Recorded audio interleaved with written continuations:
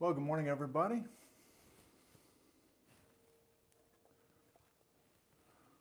The local time is 8:43 in the morning. And welcome to the front porch here in Ellensburg, Washington, USA. I'm grateful to you for joining us yet again.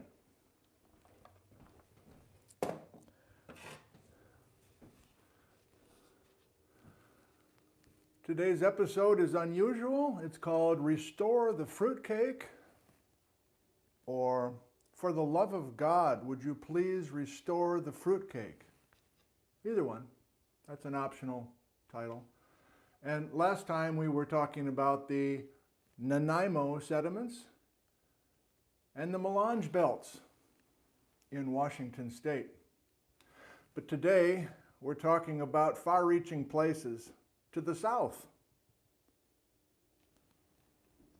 Hope you enjoyed today. Hope I enjoyed today.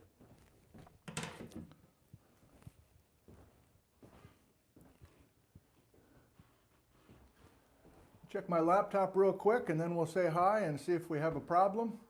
But of course, the program begins at the top of the hour, 15 minutes from now. So if you're watching in replay, go ahead and skip ahead 15 minutes to get to the top of the program. But we do this little pre-show stuff. Hope you understand.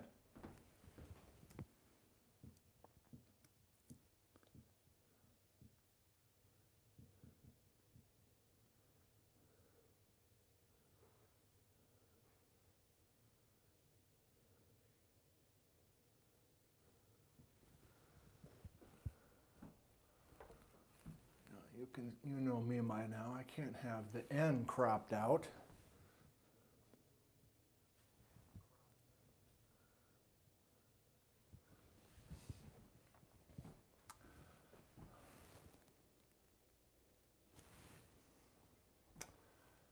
Okay, are we functional? With special note, oh wait, why don't I have comments going? There they are.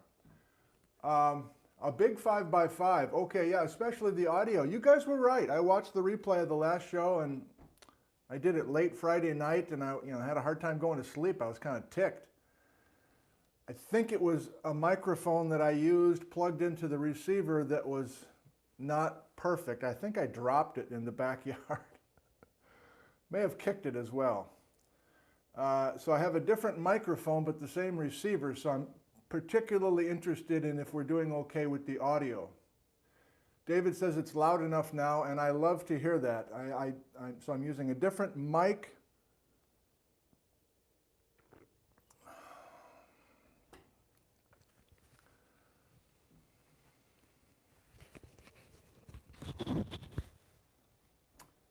Audio's perfect. If Pat says audio's perfect, I believe it, because Pat was one of the guys saying things were a little low last time. So I think I'm done there. So back to our normal routine. Where are you viewing from this morning? Can I say hi to some of you, and a pleasant good morning to you all. David's in Minnesota, and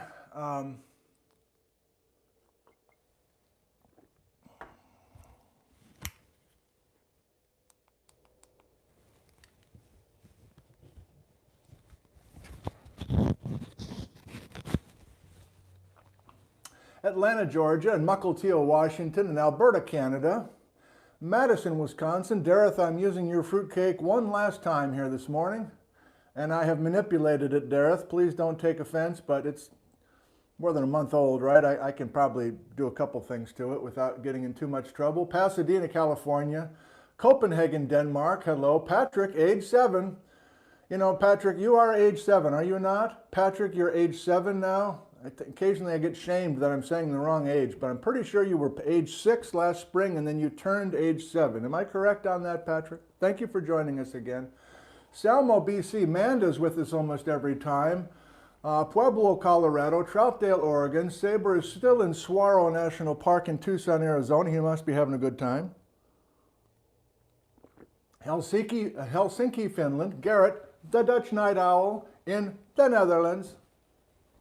Norley has a store now. She's selling stuff, itchyboots.com. Houston says hi to Bijou. I think he's sleeping at the moment. Yeah, he is. He might come out. Abilene, Texas. Another Netherlands that went by too quickly. Edith is in Lombard, Illinois. That reminds me of WLS Chicago. Anarika in Finland. I wish I could pronounce your names, sir or madam, in Cologne, Germany. Geneva. Zuzana in the Czech Republic. Hello. I mean, Norley did a live stream the other day, and man, she has really got an international audience. But it makes sense. She's traveling in other countries. It's amazing we still have such distant viewers, since we're talking about such minutiae here in northern Washington, of all places. John from Zigzag, Oregon. Old Salty OSO from Ole. It's foggy in Keyport, says Ralph. A few more hellos and then we'll do some thank yous. It's 10 minutes to the top of the hour. Grandpa Carl's in Granger. Doug's in the Central Oregon coast. Thank you, Deborah. Occasionally I do too. Okay. So I think we're functional. We've got Scotland. Hello, was that Angus? I didn't catch your name there. Wire Gold in Puget Sound. A few more highs. This is kind of fun. I don't know, more so than normal? Weird to say that. Dick, it's dark here already a while in the Netherlands. Yes, I'm sure it is. A Sunday evening for you. Patrick, age 7 confirmed. Glad to see that.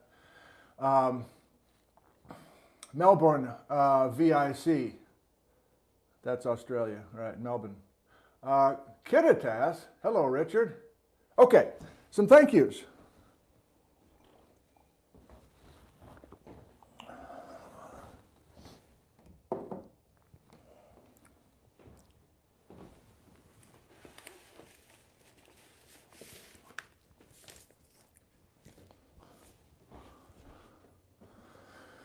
Kathy from Brisbane, Australia, thank you. Kathy is into music, her main love, but she's also interested in geology. And this is a bit of a straightforward guide to the rocks and geological history of Brisbane and Ipswich from the Geological Society of Australia, Queensland Division.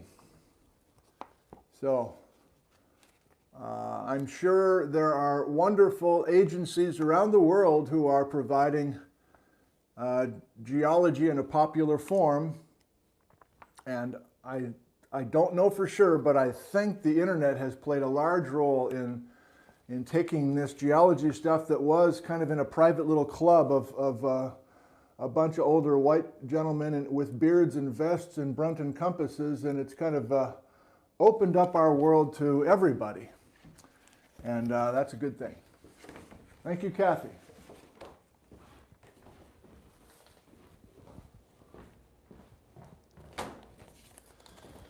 Bonnie, thank you for sending, kind of like my grandmother used to do. I don't know how old you are, Bonnie, but you sent me all sorts of clippings from magazines, and I will enjoy looking at the photos that you sent, Bonnie. Thank you.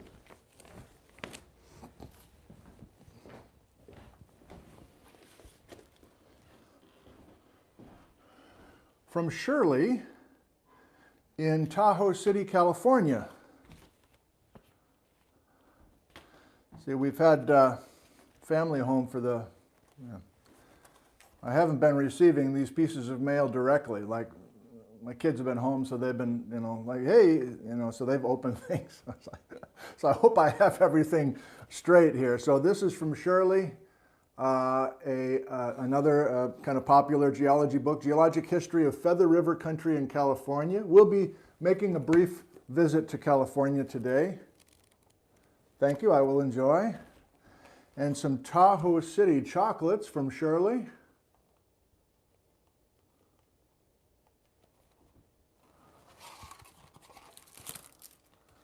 Oh my. Might have to have one of these at the end of the show today. I don't deserve something this fancy, surely. I think that was it from you, was it not? Thank you very much, Shirley.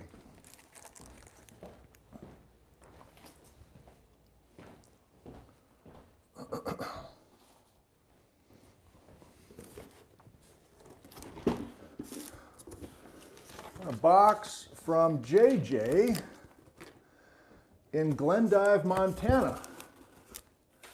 Very nice note. Thank you, JJ. What's in the box? He's got a Saucony running shoes box.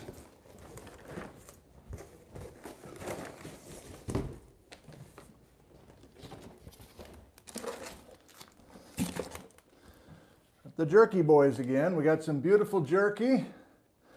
Let's see, what did you say here, JJ? Some interesting geology from Montana.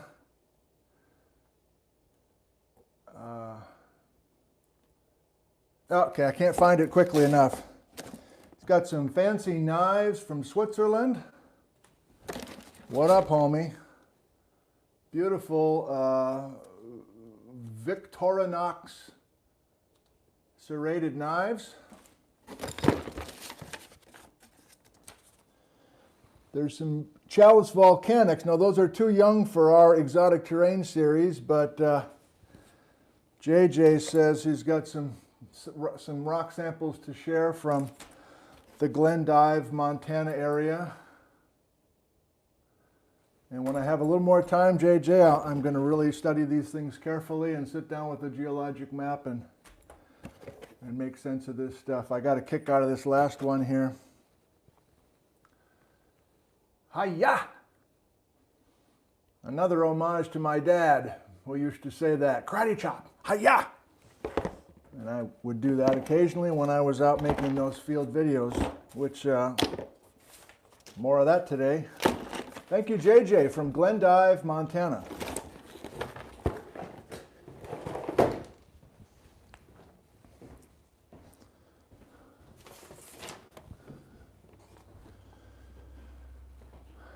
And a local lady, Noelle, saw one of our boys in the Safeway grocery store yesterday and then came over to the house and said, here's something to Nick and the family from Noelle. And in the bag, I don't know if you bought this at Safeway or not, Noelle, but thank you. This is the dramatic reveal. What was in the bag? Bottle of wine.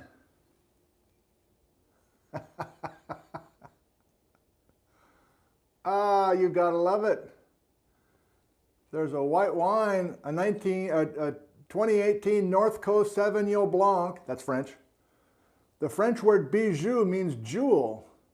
And this delightful classic cool climate Sauvignon Blanc shines. Flavors of nectarine, melon, tropical fruit, and lemongrass are paired with a bright citrus finish. This is from Sonoma, California. So Julie will be upset, but the rest of us, we can enjoy bijou wine.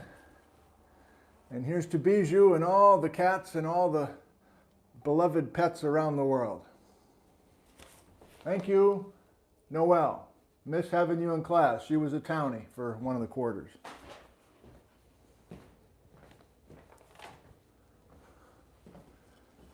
All right, we'll put that by the Christmas tree. Daddy's heating up. I thought it would be colder out here, but I'm particularly amped this morning because I have no idea how this is going to go.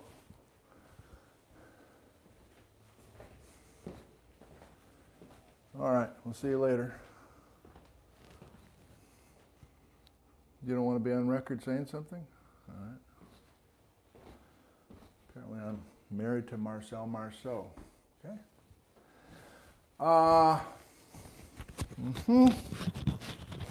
Yes.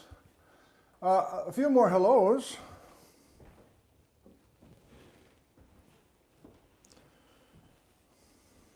It has been a little disheveled here, so if you sent something, I'll find it, but I'm a little less organized than normal based on the week we've had here in the house. It's been delightful, but of course, you know, we're all Yeah.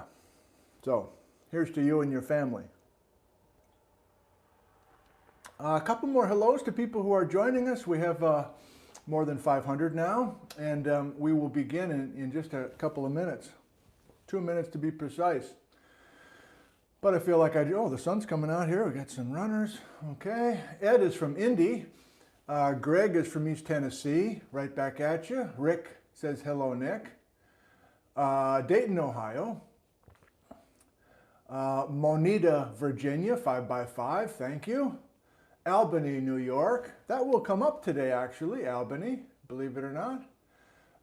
Mitten, Deutschland. Went by too fast. Sorry. We got German going back and forth now, I think. Aberdeen, South Dakota. This is so wonderful to see everybody here on a quiet Friday morning here. McCall, Idaho. Hello, Robert. Clear Lake, Washington. Sam. Central Illinois. Never gets old. India. Hello. Scotland. David. Nobody. Daddy says hello. Matt's from Vancouver. Maryland, USA. How'd you know they went to play disc golf? Oh, I said that? Yeah, I don't know. Okay, I got to get my head right. Thank you for joining us this morning. We will begin our session called Restoring the Fruitcake, or For the Love of God, would you please restore that fruitcake? Coming in 90 seconds.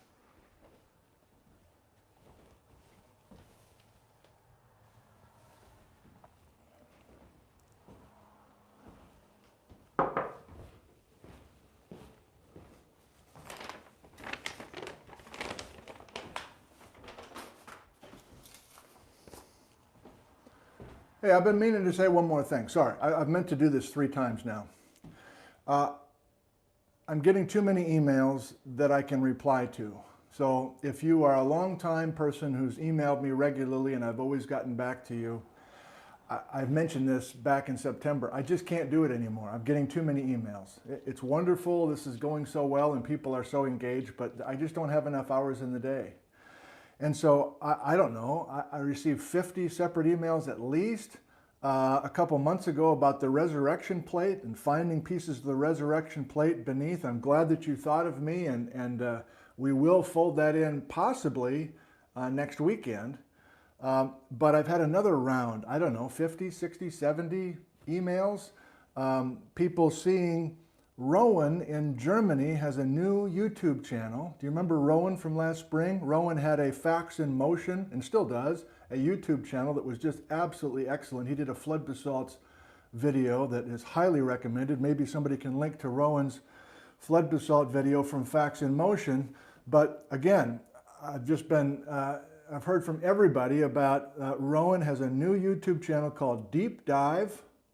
He found a new narrator, an American guy, kind of a younger voice, kind of a higher register than Rowan. And it was the video is something about why China's largest volcano is so unusual. And it involves mantle plumes and the lower mantle tomography stuff we were talking about with Karin, etc. So that's a YouTube channel you need to know about if you don't. Deep Dive, it's called, the name of the YouTube channel. So I just wanted to say that if you're waiting for a reply from me, I guess it's not coming because I have to organize my day, and if I answer every email, I'm at it for way too many hours. So I hope you understand that. Thank you. Okay, now I got to get my head right. Hot mic. Need some hot water with a hot mic.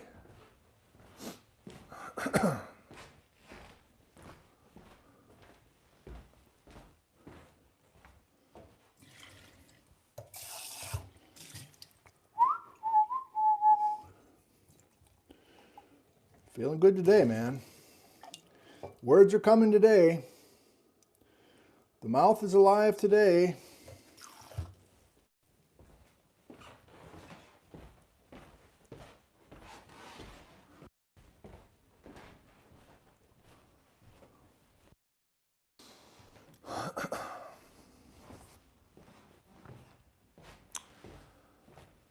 Okay, here goes nothing.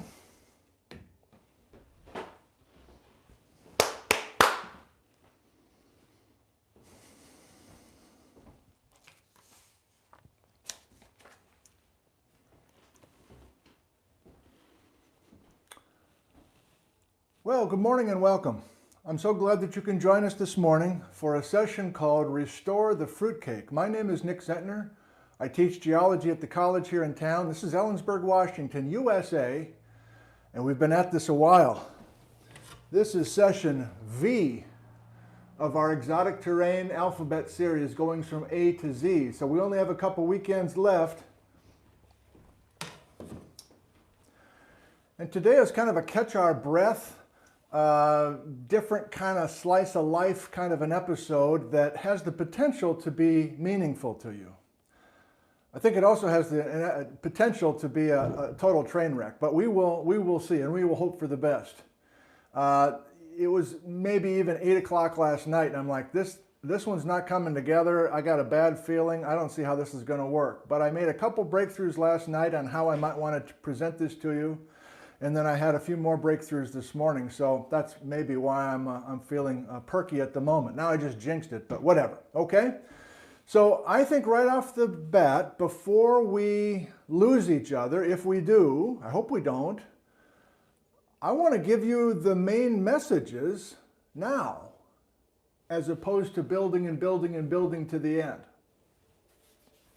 First off, if you're new to us, this is from way back in September when we were first getting used to the idea of old North America and an old passive margin and then a sharp red line indicating a major boundary change, a major change at this boundary between old North America and then all this accreted material, this stuff that came in off of the ocean, I guess we said back then.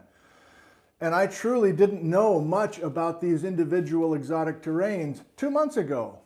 And now, especially in northern Washington, I feel quite confident that I have basics put together. Thanks to you, thanks to this series, and spending time each session reading as much as I can and putting stories together. The analogy I used way back at the beginning was a fruitcake. The fruitcake.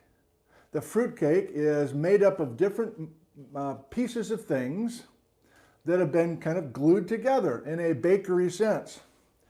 So,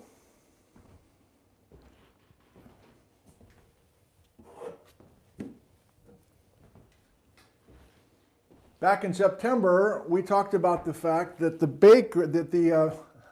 fruitcake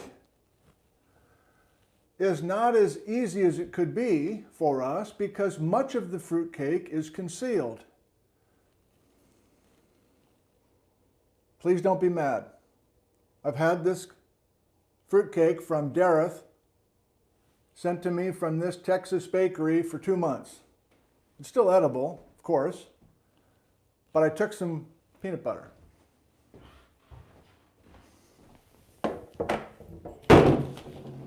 Peanut butter on the floor. Clean up on aisle 7. So on this major map, we know that this is all white in here, and this is our main focal point today. This white area on our map.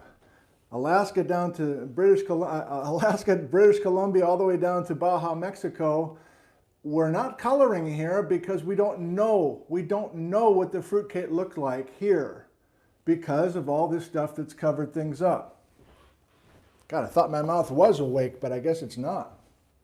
Tripping over stuff already. Let's see if I can. Okay.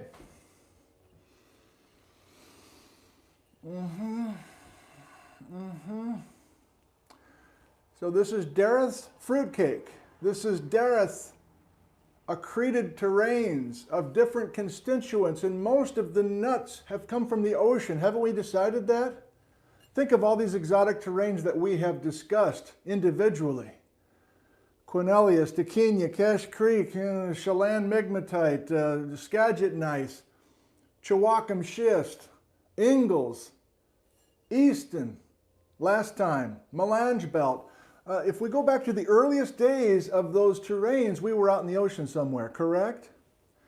Now what I've done is I've smeared some peanut butter on top of the fruitcake indicating that we have too much flood basalt. We have too much young lava material from the Cascades, or also the flood basalts, German chocolate cake, Columbia River basalt story, covering things up.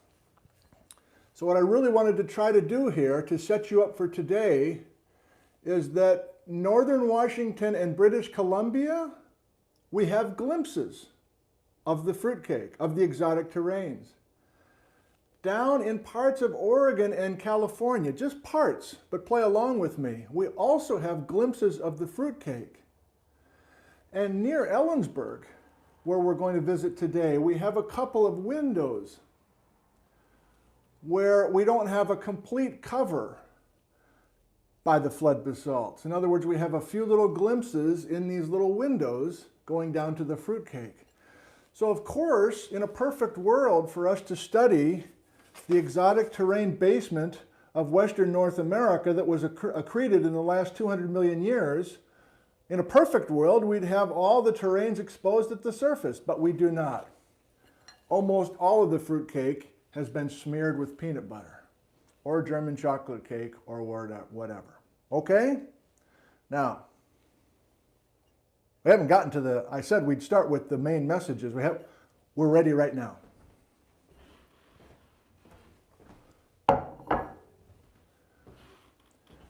Knowing that we just have a few glimpses to work with. And of course, the North Cascades was more than a glimpse. That was a fleeting, that was a head-on like leer. What?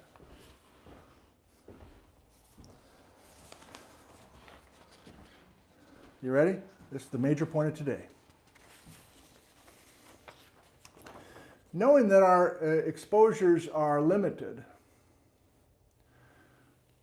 we have been here for much of the month of November.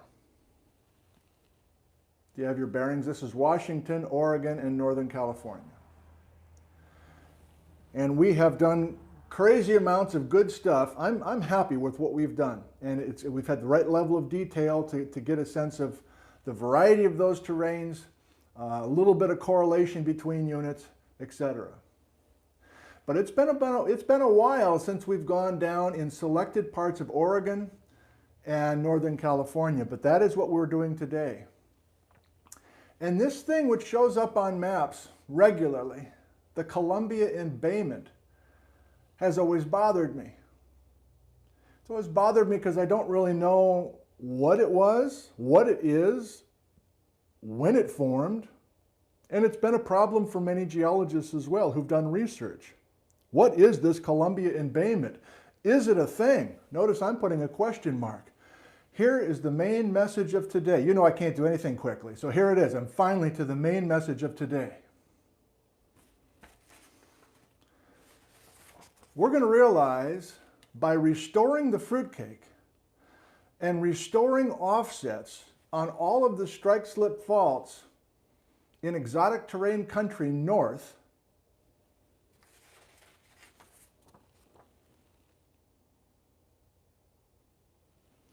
by restoring the fruitcake, we're going to realize, featuring one scientific paper today, that we're not going to have much of a Columbia embayment, if any. And that when 100 million years ago, at the time of the main event, or shortly after, much of the stuff that we know and love in northern Washington was actually much, much closer to these exotic terrains in the south. So now that I've got you here, let me expand on that main message a couple of ways, and then we'll do the lecture, do the session, and see if we can eventually come back to this by the end. That's the hope, okay? So let me try to say it, same message, slightly differently. Next week is Baja, BC. Next week is talking about crazy ideas that this stuff, much of this stuff, was formed in Southern California and Northern Mexico. That's not today. We're not, train boy, we're not talking about Baja, BC today. That's next weekend. It's going to be December next weekend. That's been my promise all along, correct? We're not talking about Baja, BC today, but we are talking about good geologic evidence that if we take all the strike-slip faults in the north and restore them, which I will demonstrate with Venman's fruitcake and other things, these things have to be further south when they were accreted. They have to be. So with the Baja BC controversy, just a little heads up for next weekend, traditionally that's been a decision of, are you a fixist or are you a mobilist? And if you're a fixist, you're writing your scientific paper and you are visualizing all of these terranes being accreted in Washington. We all know that the exotic terranes have an oceanic origin, most of them. We all know that the exotic terranes, the individual terranes, were not made in Washington. Everybody agrees on that. But if you are a fixist, you say any movement from the south is hogwash. And if you are a fixist, an anti-Baja BC person, you're visualizing things coming in off of the Pacific Ocean and being added at the latitude, by the way, kind of a collisional zone, big ocean plate coming from west to east, and bringing this stuff in. I mean, that's tempting, isn't it? Maybe you've been doing that. Maybe I've been doing that. Maybe we've just, in the most simplest way, visualized things coming in off of the ocean in a, east-west sense. That's easiest for our brains. The main message from today is that if you restore the fruitcake, we have to have these terranes further south when they accreted. Now, I'm not saying they were down in Mexico. That's next week. I am saying today that we have to have these terranes accreting in southern Oregon, in northern Oregon, in northern California, and then move them up into Washington. So I'll give it to you verbally and then we'll get into it. If you really take the time, as we are doing today, to address, to think about, and to restore the strike-slip faults in northern Washington and British Columbia, Yukon, and Alaska, restore those faults, you can't have a fixist message. It's impossible. So it's really a question of, were the terranes accreted a little bit south of Washington or a lot south of Washington? And that's really our debate for next weekend. But I think you're hearing my main message now. And so when we look at a couple things, I'm still introducing the introduction. Good Lord, how long are we going to be here? So when you look at a map of some key units, we have studied the Ingalls ophiolite. Oh boy, can I do it with one hand? Don't do it, Kathy. Remember this? We had a whole episode from the field this summer with this beautiful Ingalls ophiolite.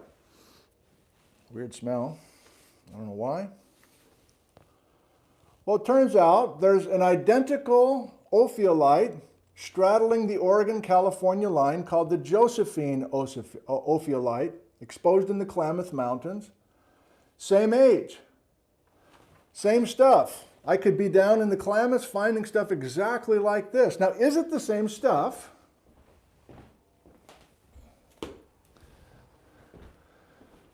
Sure seems like it's the same stuff, right? But should we be getting excited or not? If these two guys are identical in age, they are. If they're identical in all sorts of other geochemical fingerprints with zircons and everything else, it's a debatable topic, but let's just say they're very, very similar. What options do we have to explain that this stuff is now separated by whatever, a full day's drive? Seems to me we've got some choices. One is, there's nothing but peanut butter here, right? The German chocolate cake, the flood basalts covering everything. So is it possible that there's a linear belt of this ophiolite material? That there's 162 million year old ophiolite all the way between these two places? I guess that's an option. Is there some sort of offset on a strike-slip fault to say that these two guys were together down here and that this Ingalls has been moved along strike-slip faults. And you're like, well, show me the strike-slip faults if that's true. Underneath the peanut butter. But there's enough of these things. This is last weekend, talking about the Methow. Do you recall? Sandstones, zircons, etc. in the Methow Basin. Well, there's an identical basin of very similar, identical grains, ages, detrital zircons, etc. in the Ochoco Mountains of Central Oregon. Down to the Hornbrick, whatever. I don't know where that is, but I guess it's further south. So you've got the hook, I hope, for the lecture. And instead of talking about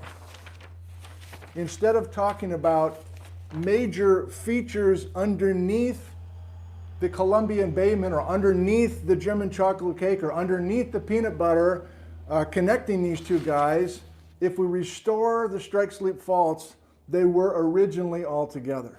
That is the main message south of Washington. Let's get into it. Wow, longer than I wanted. That's okay. So this is sad. It's 20 minutes after I'm getting to the introductory folder.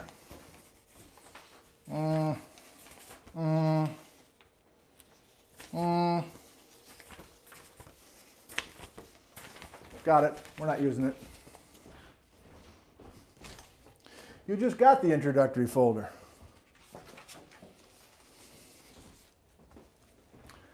Okay, well, we need to do a quick review, very quick review from September, and realize that strike-slip faults are major features.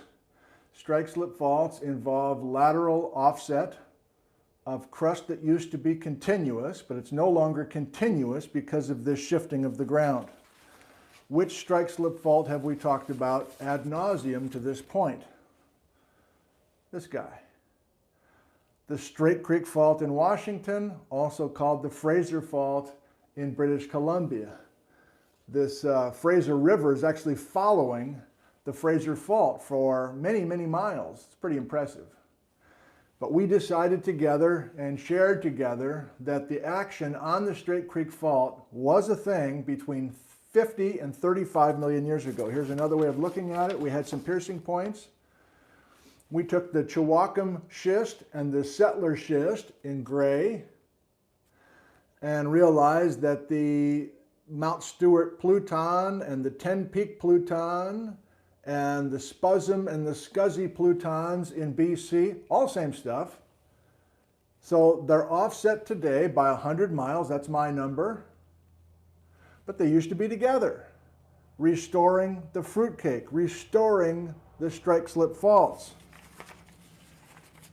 So just to be along the line with the intro, here's from Bob Miller's 1989 paper. I think maybe Bob was with us briefly last time in the live chat. I think I saw that. Remember, we had the Rimrock Inlier from Friday afternoon, that show, and if we restore the Straight Creek Fault, we have the Rimrock Inlier in the middle of this quote-unquote Columbia embayment. Again, what is that thing? What is the story? I've been teaching about the Straight Creek Fault for a while, so I had Jennifer Hackett in town take the Straight Creek Fault and restore it by essentially moving western Washington and western BC 100 miles south to restore the Straight Creek Fault. I also did it this way. There's the Straight Creek Fault today in Washington, Ellensburg to Seattle. Big old strike-slip fault, no longer active, 50 to 35. Restore the Straight Creek Fault. This kind of works, but I don't know if it really does. I've used it enough that I always wait for some kind of reaction from the audience back when we did live stuff, and never felt like it worked.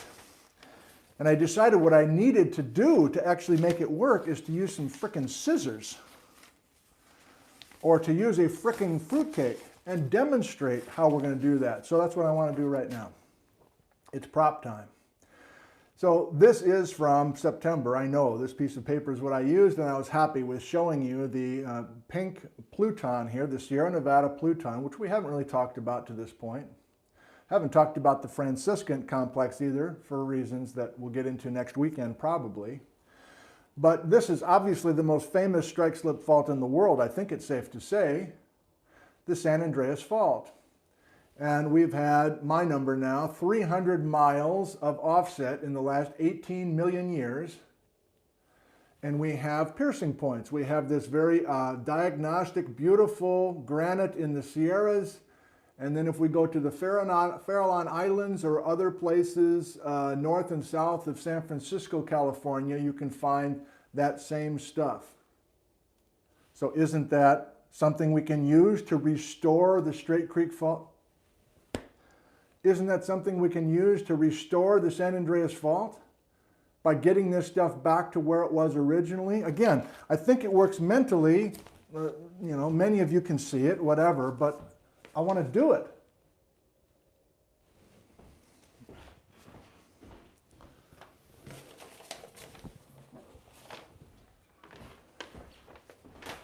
So I showed you the shopping bag from Noel.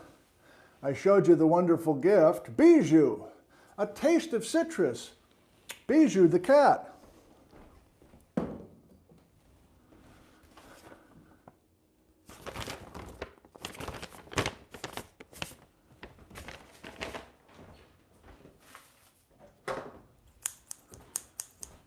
Hot mic.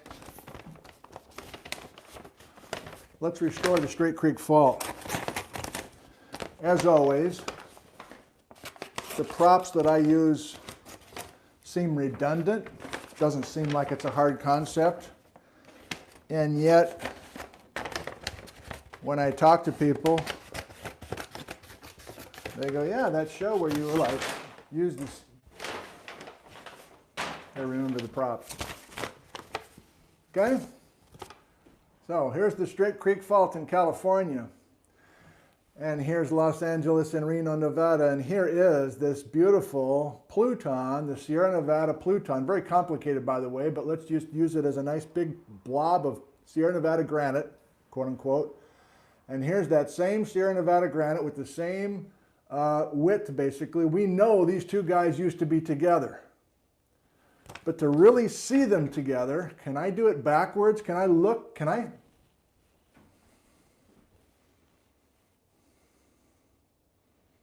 Can Daddy use some scissors and cut on the Straight Creek Fault, looking into a reverse image? It looks like I'm holding the scissors with my left hand. This will be a fun experiment. Drum roll, please. Patrick, you there? Patrick, age 7. Oh, my God. It's like I've done this my whole life. It's like I've done this my whole life. Today. Go back in time, please. Would you please go back in time? Would you please go back to 18 million years ago? Can you please restore the San Andreas Fault? That's what we're doing today. And that's what one scientific paper from 2006 by Sandra Wild and Paul Umhofer have done.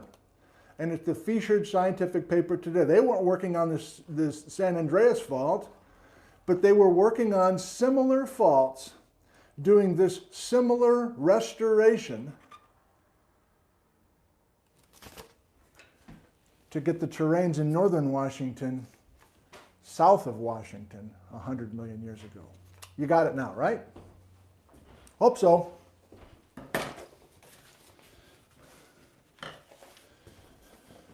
So just a quick reminder before we go to Act 2, because we're done, we're almost done with Act 1, is that this is a familiar map to us now of the North Cascades. We don't need to go through all the colors. This is the last show, the Melange Belt, etc. But of course we had the Straight Creek Fault, younger than the other Straight Creek Faults. These two guys have continuations up in BC. The Eniot Fault doesn't seem to have an obvious continuation, at least right here next to the Straight Creek Fault. It might be up here someplace, by the way. But we used other piercing points, like some of these thrust faults that were from a contractional episode shortly after the main event. Now, I don't want to take the scissors to this, but just as a reminder, I didn't even show you the 3 acts, by the way. Sorry. We're still in Act 1. We're going to go to our glimpse reminders in Oregon and California, Act 2, and then the main event we're building towards is Act 3. Sorry, I forgot to do that. Still reminding you that we are taking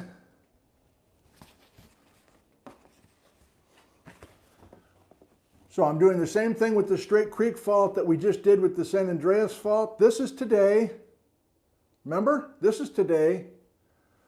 But if we get the western block of the Straight Creek fault back to where it was 50 million years ago. Remember, the San Andreas we were restoring back to 18 million years ago. That's the beginning of the San Andreas.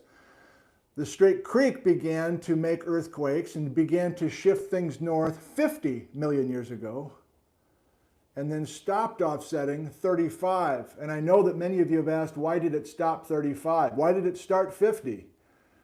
That's coming next weekend. No, that's coming 2 weekends. Last weekend together, that's coming. Okay? So,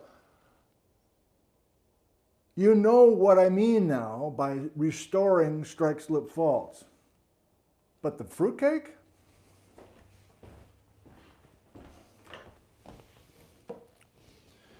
It's not a question of when, screwed it up, because it's a phrase I hate.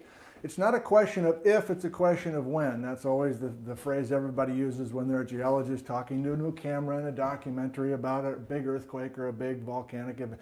It's not a question of if, it's a question of when. And they say it like a smugness, like they're the first person to come up with it. Quit being sheep. Quit copying each other. So it's not a question of if, it's a question of when is that Vindman's fruitcake going to hit the floor. Because every time I've used this cake, it's hit the floor. Now, it still smells like rum.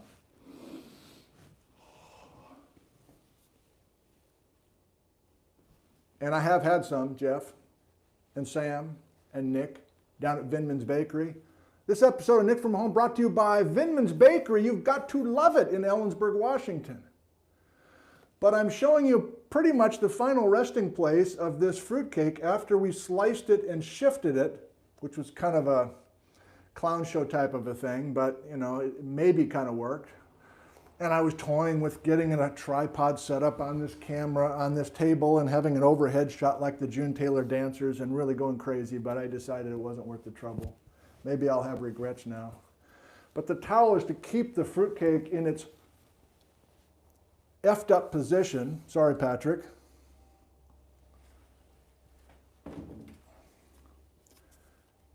And I want to restore this fruitcake. This is not the way Vindman's Bakery delivered this cake. Jeff delivered this, the owner of Vindman's Bakery. He delivered this cake. He didn't deliver it like this. I would have sent it back if it was delivered by this. Not really, it was free. It was custom made. He doesn't even make these for anybody, but made them for us. But this fruitcake has been offset by not just the Straight Creek Fraser fault, but many other faults as well. The Queek, thank you Canadians, I now know how to say it. The Queek, the Pasayten, the Hosamine, the Ross Lake fault, the Hungry whatever. So let's do it. I can't do it while you're looking. I'm not even sure I can do it. Oh, you know what? I'll show it to you upside down. Oh boy. It's not a question of if, it's a question of when. There it is. I'll show it to you upside down. So we have offset on the Straight Creek, which is north-south. We have offset also on these kind of north-west, southeast strike-slip faults as well. I don't have the time, but you know what it looks like all screwed up. Whistle while you work, da-da-pa-pa-pa-pa, trademark, copyright, trademark, Walt Disney Enterprises, you are my friend, you are special, special to me, you are special. Copyright infringement, Fred Rogers, Friend. Okay. Kind of satisfying, not really. God. Hang on, Patrick. Oh my God. Did I already drop some of it?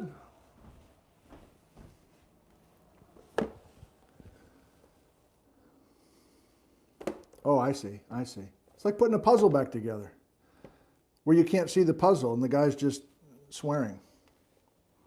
That's about to come. Oh, frick. All right. That doesn't feel great to me, but I restored the fruitcake the best I can. God dang.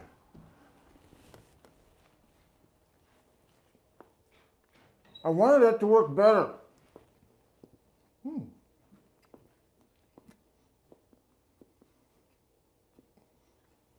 Delicious.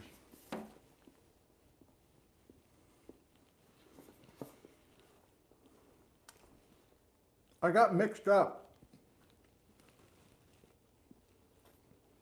You're maybe a puzzle person. Can you see where I screwed up?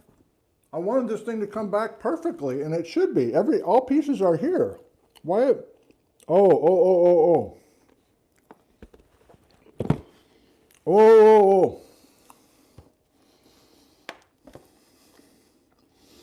Maybe one of my kids came out here and screwed it up as a joke. I still can't do it.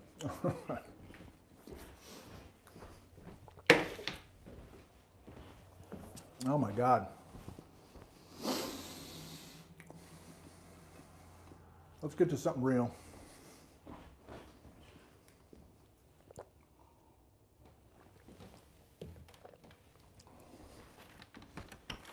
We're building.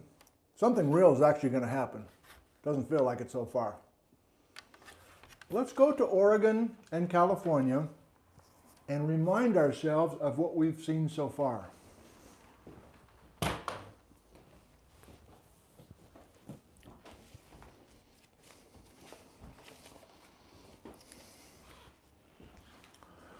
When I did my first crack at this exotic terrain stuff 3 years ago, when I had my knees replaced and I had lots and lots of time sitting and recovering, I made this for myself.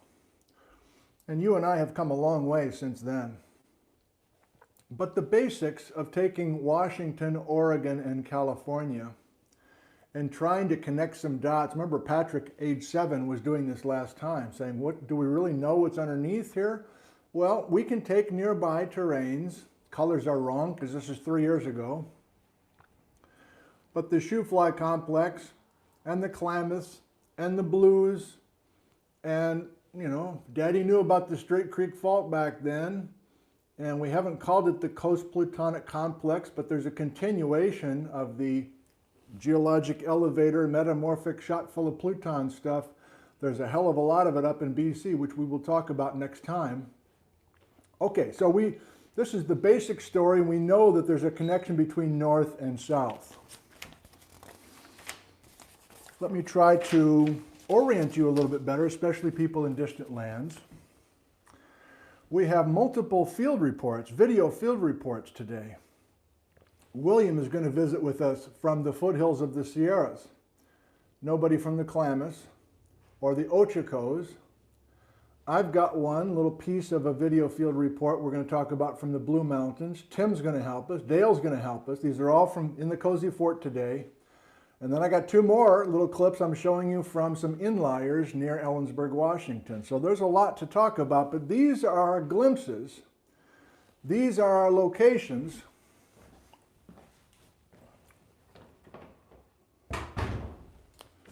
South of us.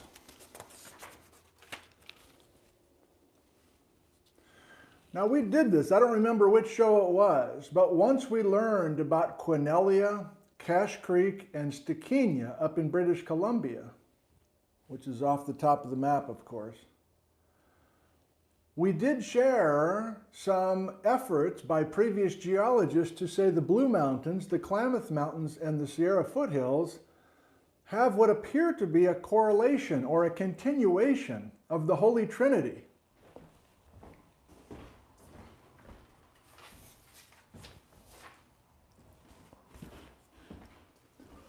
We know Quinella, Cache Creek, and Stikine as major players up north.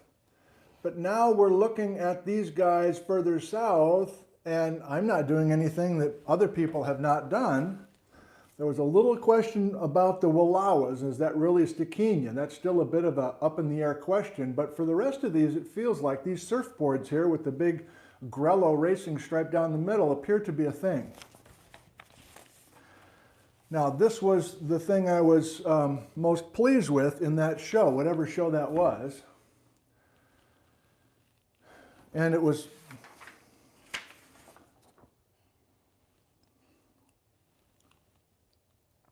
I'll just pause and give you a second here. What we're trying to do is we're trying to remove a bunch of local names that are confusing and trying to broaden and try to combine and trying to make some sense of this. And you remember from the beginning of our show what the aim is here. The aim is to actually realize that the stuff in northern Washington and BC were physically much closer to these guys down here shortly after the main event. Okay? From Marley's Roadside of Oregon book, I'll just do this quickly. She's got all sorts of detail from the Blue Mountains. From the Blue Mountains, Marley's Roadside Geology book, 2nd edition, Roadside of Oregon. And Tim's going to take us and show us a little bit of Martin Bridge limestone, Stikine question mark. Here's the relationships. We're still in the Blue Mountains. Here's you and I a month ago or more talking about all these wonderful terrains near the Western Idaho Shear Zone, possibly the Holy Trinity from BC. More from the blues. There's some major plutons with some ages. Notice the ages here. We're going to do a little bit of correlation in a bit with one of my video field reports. We have plutons, and the blue is going back to 140 million years ago. Now, if we hop down briefly, leave the blues and go to the Klamaths in southwestern Oregon and northern California, also from Marley's book. This might also be from the Northern California Geology book, Quinella, Cache Creek, and Stikine. So a correlation again. Colors are wrong for us, but we did this before. And that Josephine ophiolite with something called the Gallus Formation on top. Many people are now correlating with in central Washington, north of my town, Ellensburg, the Josephine is our Ingalls ophiolite. The Gallus Formation is our Peshastin Formation. Not everybody loves that correlation, including Darrell Cowan, I might add. And then if we finally get down towards William's neck of the woods, and he's in the toenail of the foothills of the Sierras, we have also attempts in the foothills of the Sierra Nevada mountains. Do we have some Stikine, Cache Creek, Quinella, or vice versa? So you remember the green bean with peanut butter squished in between the green bean. Now the peanut butter is being used for a different story, but that's what we were doing a while back. We're back at it again, not just to kind of rehash what we were doing, but you remember the main message, don't you? That it's not as far a trip. It's not a vast distance between the north and the south if we essentially close the Columbia embayment, and we close it by doing Act 3. We're finally there. 9:45, we're finally there.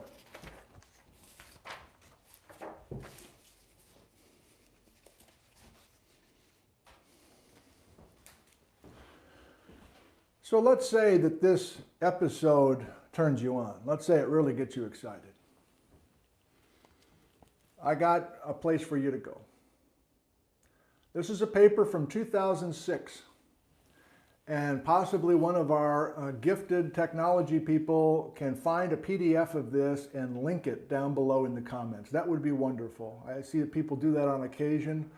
I'm spending the rest of today talking about this paper, so there's plenty that's digestible for veterans of this series. And I remember reading this a month ago, and I didn't really get much of it. And now I get much of it because of our work together. So I don't know Sandra. I don't know Paul. I think Paul's a former Badger, I hear. I don't know James. But this paper from 15 years ago is worth a considerable look. And I think I want to read a few little segments from it. I found that, I don't know if it works for you, but for me, I feel like I'm couching this in their words occasionally, and I feel better about that than me kind of like giving you the translated version. I've got just a few little key parts. Now that you know, so these are the guys who've restored all the Straight Creek faults in the north and have said that you can't have these faults, you can't have these terranes accreting in Washington. They have to accrete further south. I'm just grabbing little phrases that I like that feed into this theme. You know what the paper is, you know what they did 15 years ago. Surprisingly, they're almost kind of shaming everybody. Surprisingly, although much is known about the Cretaceous and Cenozoic strike-slip faulting in the northern Cordillera, few studies have attempted to restore any of the fault blocks back to their pre-faulting locations or to evaluate the geologic compatibility of such a restoration. Skipping ahead. This reconstruction is what we consider the best paleogeographic map for the northern Cordillera during the mid-Cretaceous. That's the main event 100 million years ago, based on currently available geologic data 15 years ago. The preferred, we call this a preferred minimum translation model because it uses known strike-slip fault offsets instead of ignoring them, as do models that show Canada and Washington terranes in their current position. Again, they're going after, essentially, these people who are saying that Baja BC is baloney, any kind of movement from the south is baloney. They say, look at all the strike-slip faults. What do you think those strike-slip faults have been doing since the mid-Cretaceous? They've been offsetting things. Restore them. For the love of God, restore the fruitcake. Not like that. Not like that. I need another fruitcake, Jeff. I screwed up the last one. Yeah, I purposely screwed it up, but then I couldn't put it back together properly. A couple more. I'm just grabbing certain segments here. If our model is valid by restoring the strike-slip faults, there should be a good match between the geology of the displaced fault blocks and the geology of the adjacent in situ parts of the Cordillera. This is particularly true for geologic features whose age does not greatly precede 100 million years ago time. One of the most striking matches created by the minimum fault offset model, that's our model, relates to the position of the Jurassic ophiolites and Cretaceous melanges and blueschists. These rocks form a distinctive feature in the Cordilleran because they are found only in northwestern Washington and southernmost British Columbia and southern Oregon and California. None are known farther north in the Canadian Cordillera, or in the region between the Klamath Mountains and the northern Washington region. Hang on, Patrick. So I'm starting to show some figures from their paper. So this is their figure 2. And this is me, of course, highlighting this, but saying this Columbian bayment is this kind of no man's land between the terrains that we know in the north and the terrains that we've made correlations with in the south. Here's what they just said. These ophiolites, there's the Ingalls, and there's the Josephine. Those are the two that I highlighted that are the same exact age. They're saying there's only a few other ophiolites. And if you don't remember ophiolites, that's the mantle material, upper mantle in the ocean floor that is somehow getting up onto land. And the location and the age, apparently all these ophiolites were all created in less than 5 million years. Between like 160 and 165 million years, all these ophiolites are like being created and getting added to the edge of North America. Eldridge Moore's will factor into next weekend. I'm a big fan of his writing. I've talked about him in previous shows. But he's used these ophiolites as a way to come up with a westward subduction model that we were talking about with Karn and Mitch. Okay, so there's certain things, it's almost graphic things that are grabbing me more than it is the text, but of course the text helps. Was I going to do something else before I show you the real sexy diagrams? Let's do it. Let's do it.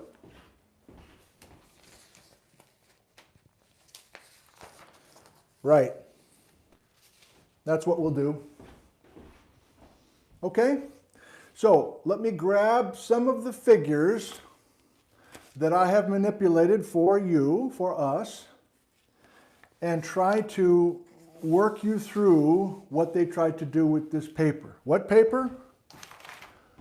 The 2006 paper I just held up. Sandra Wild, Paul Umhofer, and James, can't remember, sorry.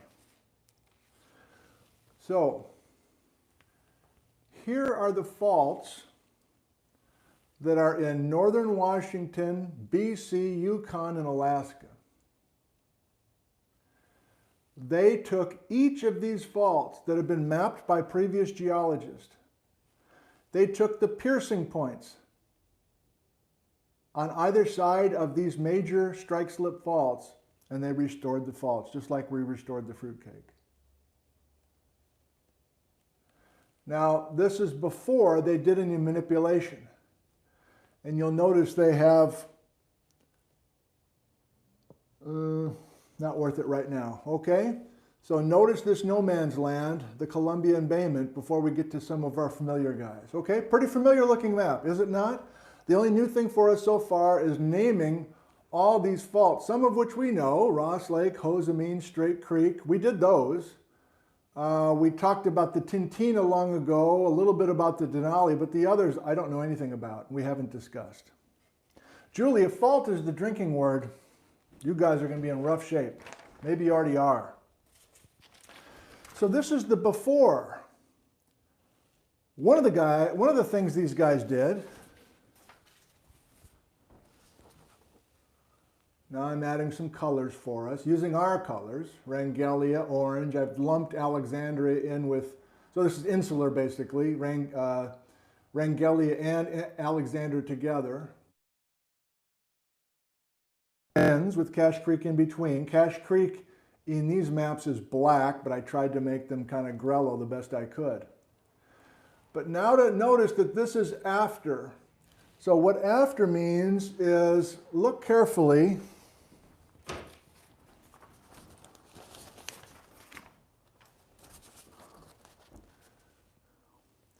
Before and after, look at California and Oregon. I don't know if this is going to work or not for you. But they are restoring the basin and range extension. Here's all the things that they did before they even started working with these faults in the north. The San Andreas and the Garlock, they restored, just like we did with Noel's and my scissors. They took the San Andreas and the Garlock and restored them. You know what I mean? So the block that has Los Angeles and San Diego is now down in Mexico just by restoring that fault.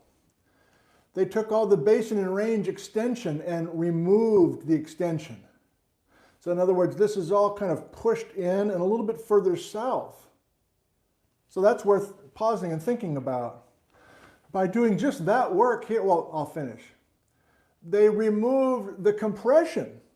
So in the Rocky Mountains, there's something called a fold and thrust belt. They removed all that. So that's the opposite. That's taking crust since the terrain time, since the Fruitcake was assembled 100 million years ago, they took the compression and they got rid of that. Of course they took the clockwise rotation and they undid the clockwise rotation. Again, we did a whole paleogeography show back in September, setting the table for our series, and I did that back then knowing that we were going to be doing this today. So that's a callback to that paleogeography episode, whatever it was, E or F or something. So my point is, when we do all this restoration, even along the western Idaho shear zone, they restored some of the shear, the transpressional shear that's on the western Idaho shear zone. And many of their, no, it doesn't work. Okay, so you take a familiar geography, look at Oregon, for instance. That's familiar, right? Klamath are where they should be. The Blues are where they should be.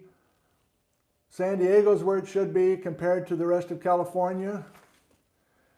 And now, basically, things are a little bit further south, and they're kind of telescoped. They're brought in a little bit. So the first major message so far in this paper is that we're actually making the Columbia embayment, that we're actually making the no man's land even more pronounced. Because really in the last 30 million years, we've taken some of this and rotated it back. Okay, I've hit that as hard as I can. Now they go fault by fault in the north. I hope you're still with me. We're in the meat and potatoes now of this session. Screwing her up with all the stuff earlier was just to get us to this point. So here is our scene. And the crux of the matter is they're going fault by fault in BC, let's just say, and restoring every one of these faults. Here's what that looks like.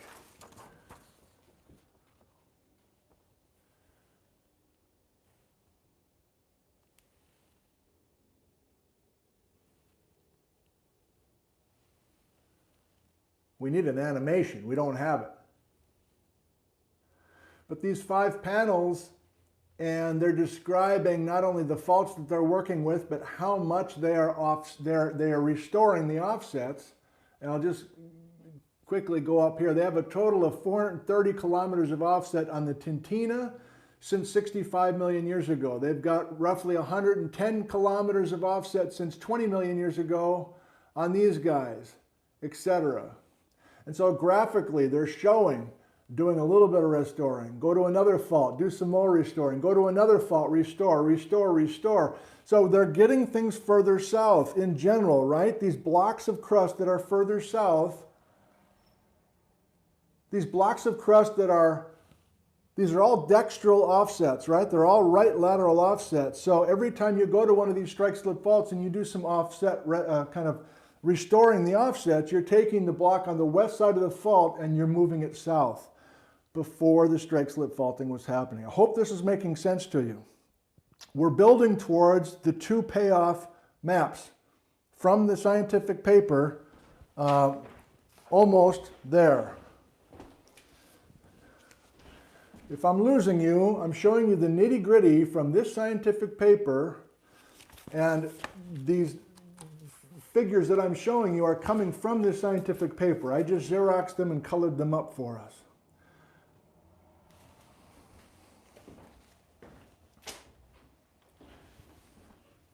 Approaching the top of the hour, we're finally there.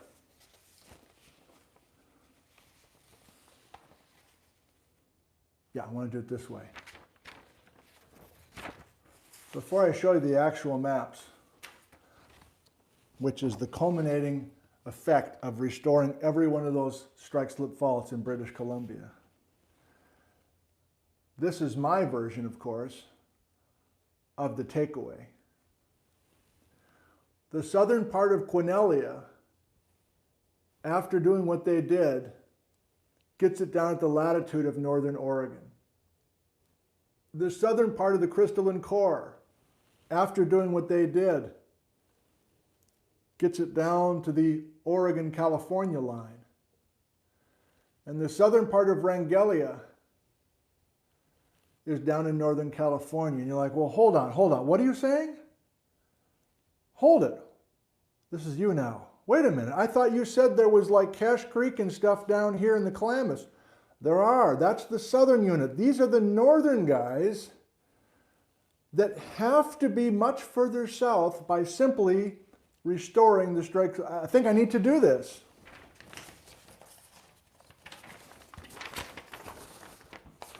They're not flipping you off. They're just taking the strike-slip faults in the north, restoring the strike-slip faults in the north, and realizing that they were much further south 100 million years ago. That's the main point of today. And why is that exciting? By doing that, suddenly our no man's land between the northern terranes and the southern terranes is not much of a no man's land. In fact, in the case of the Ingalls ophiolite and the Josephine ophiolite, they freaking overlap. They're in the same exact place. Got it? So these last two maps from the 2006 Sandra Wild paper is the main event, and I'm going to stop. I'm going to stop talking, and I'm just going to let you absorb. Okay? And if you're really into this, you can freeze frame this and look at it more carefully even after I stop my little freeze frame thing. So this is 100 million years ago. And let me just give you a second. Using our colors and me putting state lines in approximate state lines,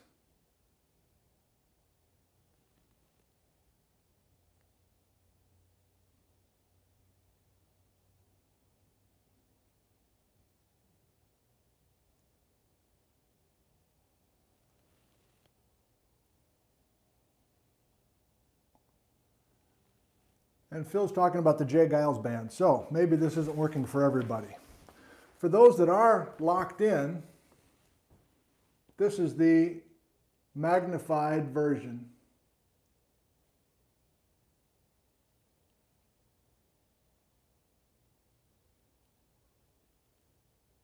I'll give you another 20 seconds of blissful quiet, and then I'll start talking again.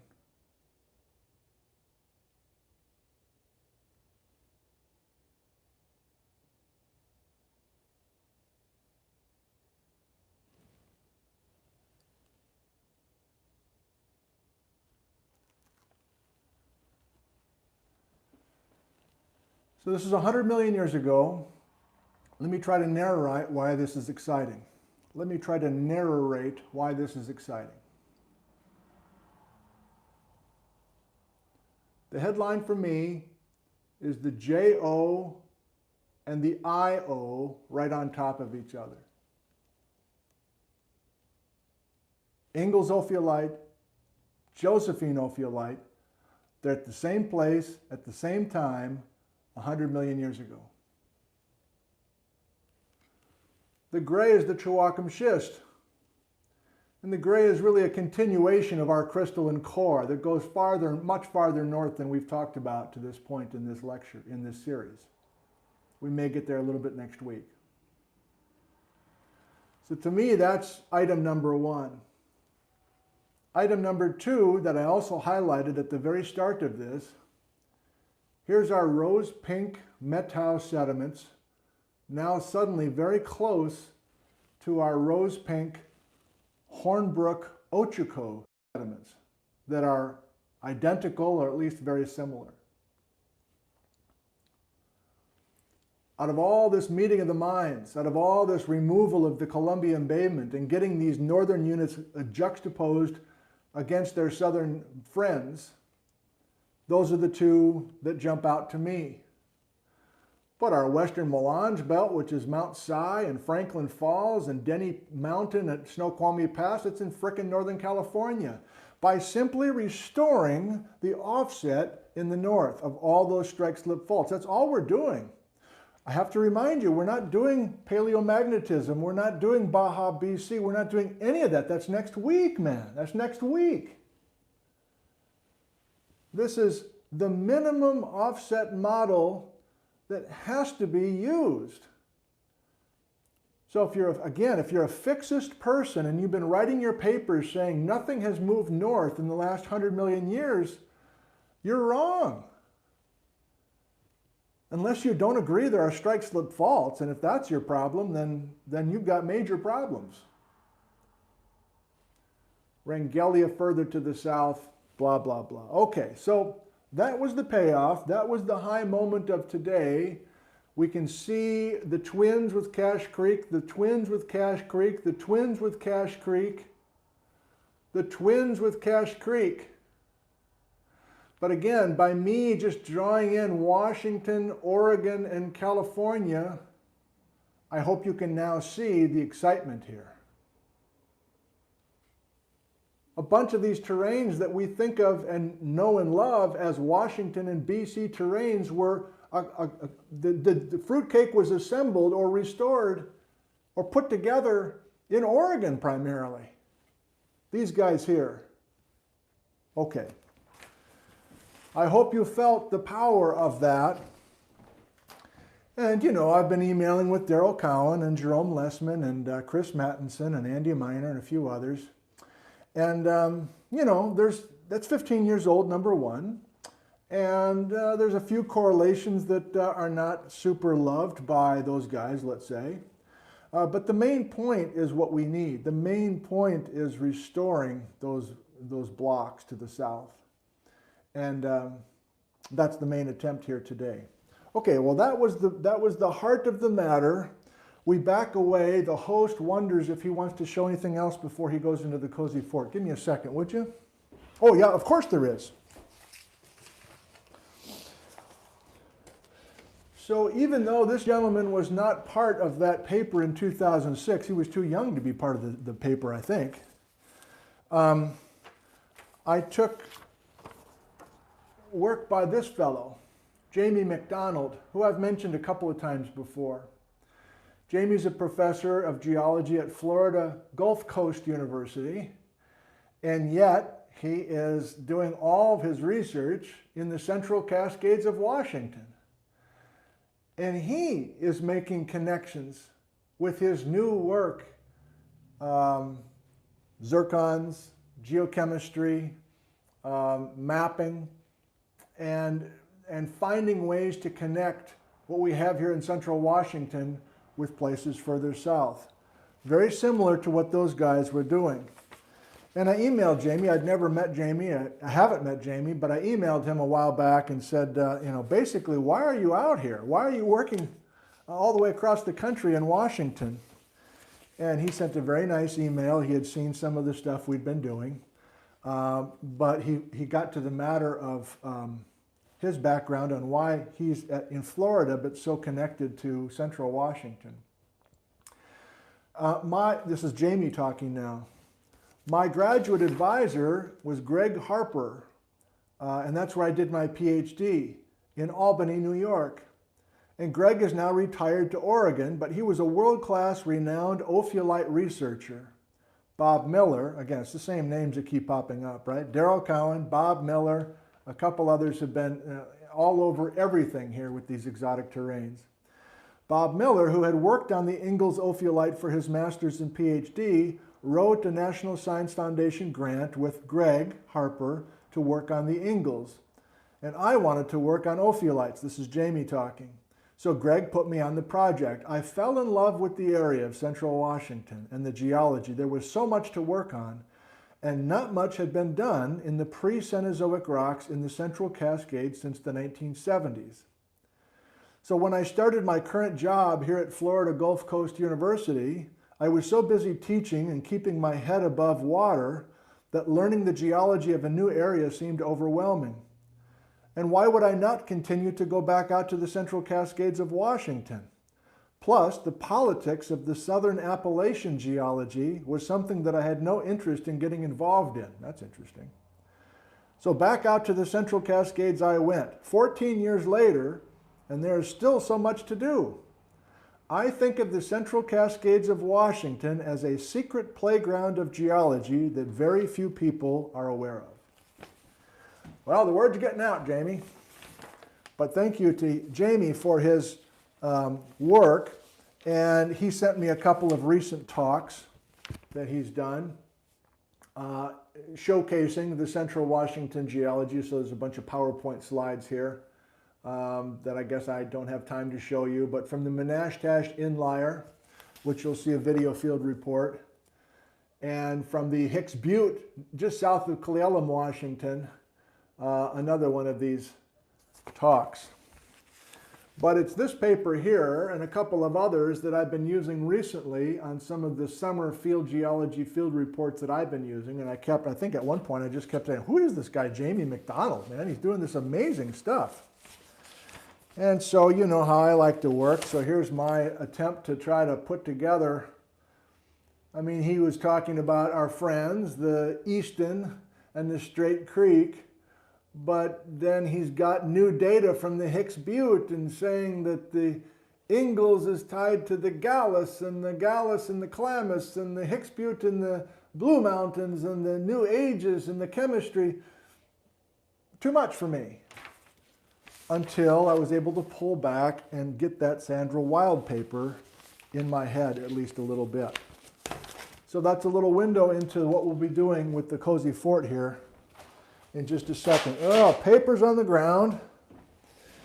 Did it, got it, did it, need it, got it. I think I want to go back one last time here. We're going to the Cozy Fort in 1 minute. Time me. So are these guys truly separated by long distances? Well, of course they are. This is what they look like on the map today.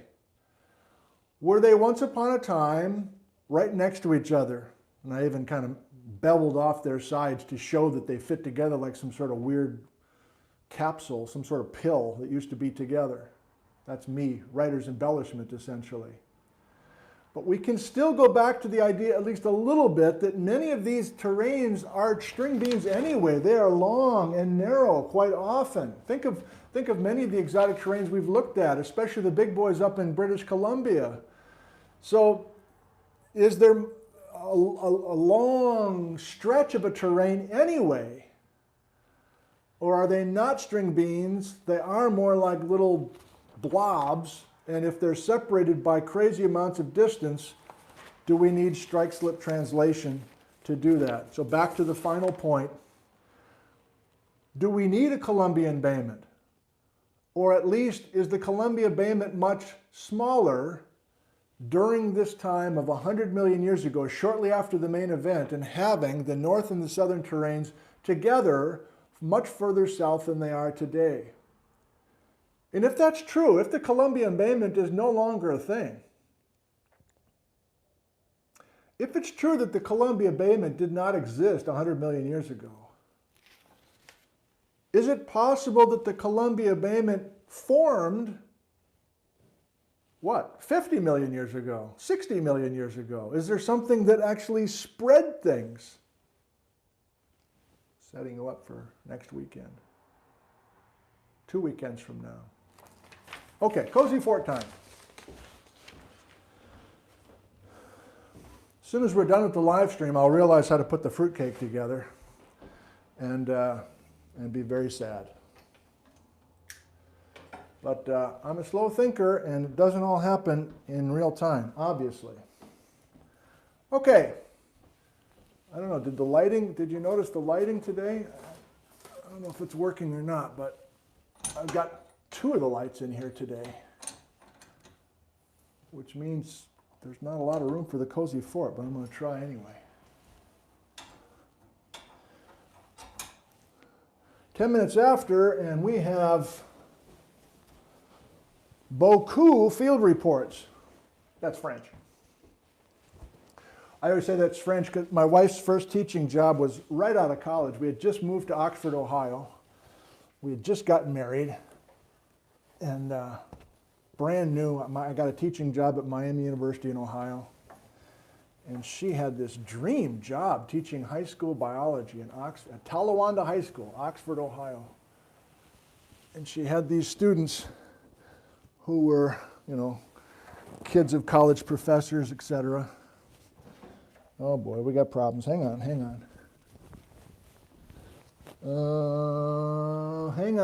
on, Patrick. We got the cords of the lights.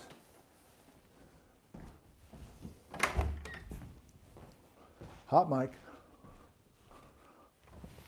Hang on, Patrick. We don't want an accident out here.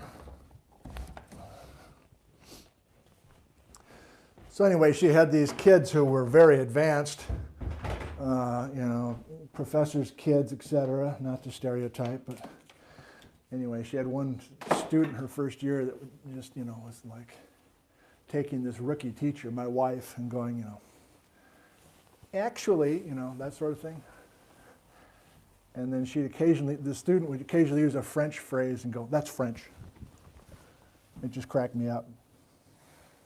And I kept hearing about this student. "That's French.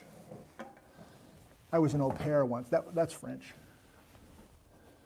So that's why I keep using that little joke.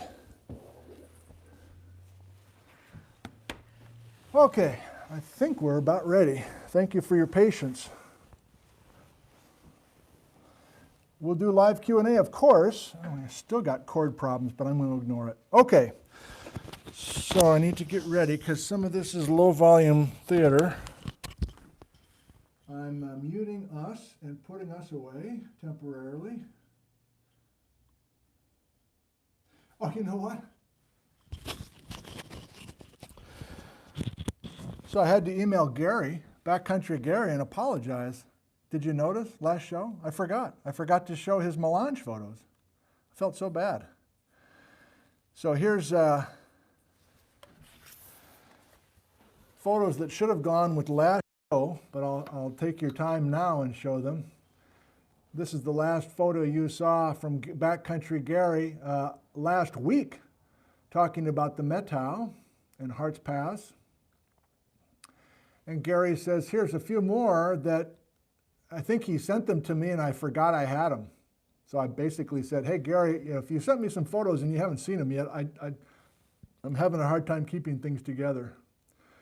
So these are photos that were sent to me a few weeks ago that I should have showed you already, but I didn't. Nipiqua, I can't read backwards. Yeah, Nipiqua, Cascade River Schist.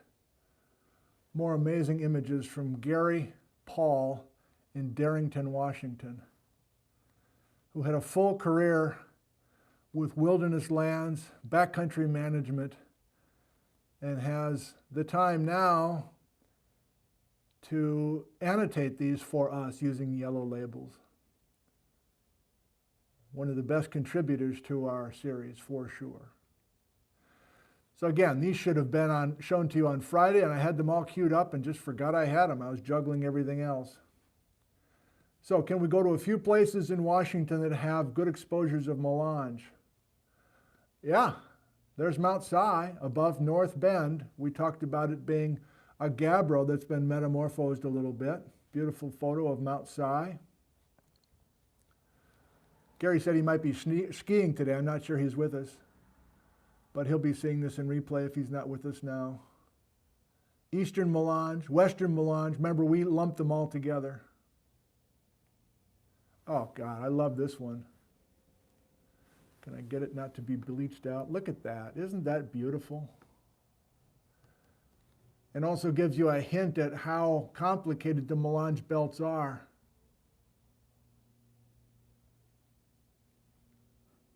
Ha! This one really caught my eye. Of course, this is not entirely uncommon to have such a crazy mixture of bedrock types in one little stream system. But we're tying it into the melange show for sure. Yeah, Gary, amazing stuff. And he's got more with the Pluton show coming on Friday. So thank you, Gary. I'm sorry I forgot to include your stuff last time. Okay, on to the video field reports. I got to be really ready to go with my mic. Oh, that's us. Get rid of us. Okay. Dale from Walla Walla gets us started. I'm going to show a little bit of this, Dale, and then I'm going to go to your hand sample one. So I'm going to cut off this one at about a minute mark and then go to your other one because it's a little bit better with the hand sample stuff. Dale gives us a quick report from the northern part of the Blue Mountains in northeastern Oregon.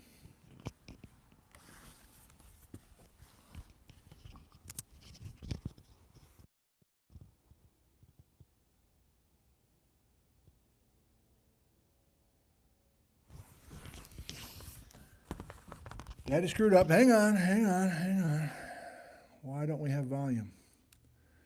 Oh, that's why.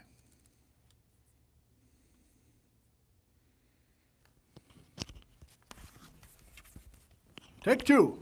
Dale, in the northern Blue Mountains. This video is for Nick Zentner, Ned Zinger.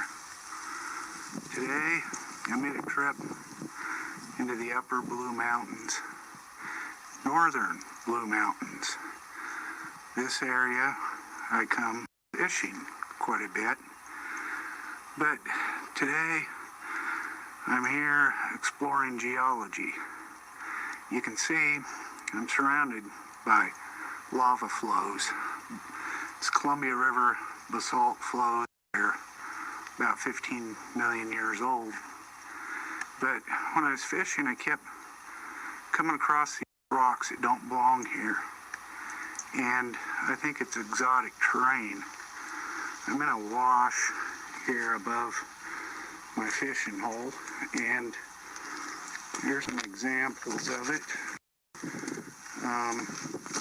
It looks like a greenstone. It's often cut by quartz. There's actually quartz in some of this. Okay. Here, I broke a piece open. Dale, good job. You had some focus trouble there, so I'm going to go to your other one, which was a little bit better with the focus. Some samples that I brought back from the Terranes River. This was the first sample It's from the Terranes. I got back, I think August, when I went fishing.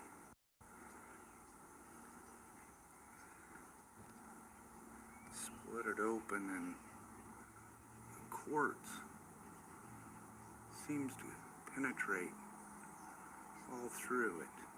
So is this Tacania? Oh God, what's up with this? We had the same internet last time. I don't get it.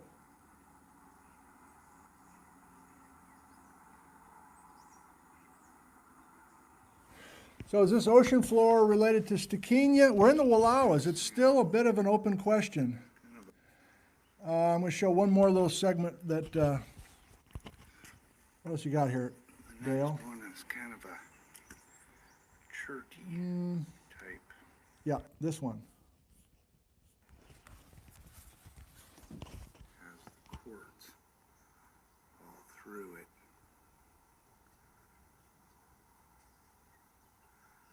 This quartz almost has a shocked appearance. Thank you, Dale, from Walla Walla. Appreciate your help. We continue in the Wallowas, this time from Tim. And Tim was emailing Ellen Morris Bishop for a little bit of guidance. And she went out and hiked into the area that he was asking about in this video and replied later that day with some details. So there are some geologists who are answering their emails regularly, and Ellen is one of them, so I was impressed by that. This is 2 minutes and 20 seconds from Tim. Take it away, Tim. This also is low on volume. I've got it cranked as much as I can. There's not much more I can do. Hopefully you can hear it. You might have to crank up volume on your end if you can. Road trip to Oregon. I was hoping I could God. I took a road trip. I took a road trip. Okay, so here's Tim, who lives in Camas, Washington. Okay, Tim. I took a road trip to Oregon. I was hoping I could bust open a few rocks and look at the geology. I didn't do many videos, but I did take some pictures, and I thought I would put a picture or two up, provide some background narrative to it, and then see how it goes. This is about the Wallowa terrain in eastern Oregon. Well, first off, let me acknowledge a couple sources for this project. First was the Roadside Geology of Oregon book, that's by Marley Miller. And the second was the book In Search of Ancient Oregon by Ellen Morris Bishop. Well, I had a chance to see a number of pretty interesting spots in Oregon, but this waterfall was probably my favorite. It's located on Falls Creek. It's at the base of the Wallowa Mountains, just a few miles south of Enterprise, Oregon. So it's not too hard to find. What's interesting about this exposure is that it's entirely Wallala terrain. And to the right of the waterfall, you can see two formations of the terrain. The lighter sedimentary layers are limestone of the Martin Bridge Formation, and above the limestone are shale layers of the Herwold Formation. Now, as Nick is fond of telling us, there's always two ages when it comes to these accreted terrains. The age when the rocks themselves were formed, and the age of accretion to the North American continent. And so it is with this exposure. Those limestones and those shales were formed sometime back in the Triassic, 250 to 200 million years ago, whereas the age of accretion of this terrain to the continent was, from what I've read, somewhere in the mid-Cretaceous, maybe 130 to 90 million years ago. Well, that's not the end of the story. As I was looking up at these exposures, I noticed two basaltic dikes intruding through the limestone and the shales.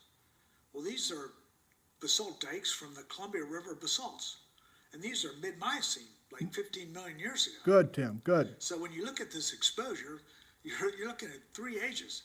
You're looking at the Triassic, the mid-Cretaceous, and the mid-Miocene. A very interesting place. Well, for Nick Zentner, this is Tim Pate talking about the Wallala terrain and busting rocks with the best of them. Busting rocks with the best of them. Nice job, Tim. Thank you. We go down further south into the foothills of the Sierras. William from the Shoofly Complex. So William's right along Interstate 80 that's about to head up and over Donner Pass. So he's got a little traffic noise to contend with, but he's got some interesting rocks to share with us. I forget about the volume on this one. I'll try my best, William. 3 minutes from William, from a bedroom community outside of Sacramento. Interstate 80.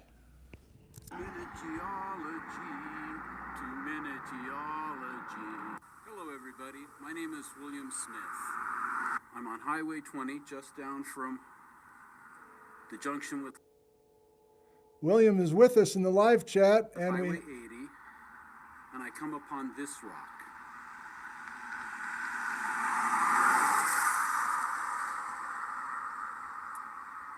And it appears to be green.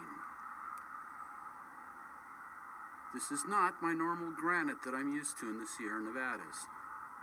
I believe that this stuff is part of the Shoofly complex. According to Geology in Northern and Central California, Alton Hinman, 2nd edition,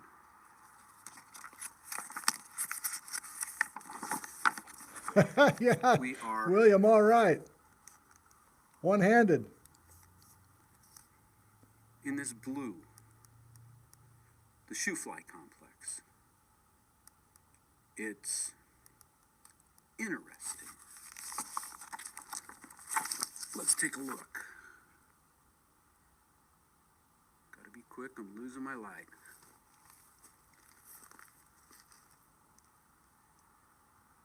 On page 16 of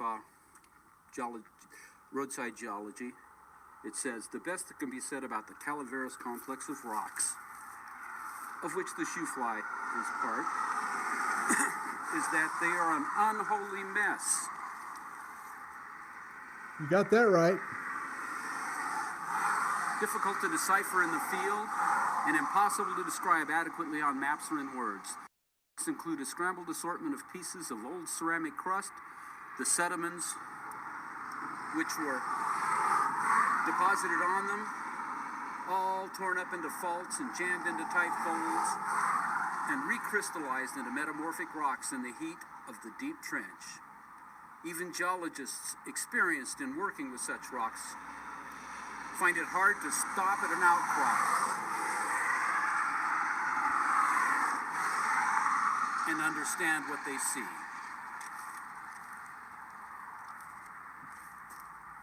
Losing the light, so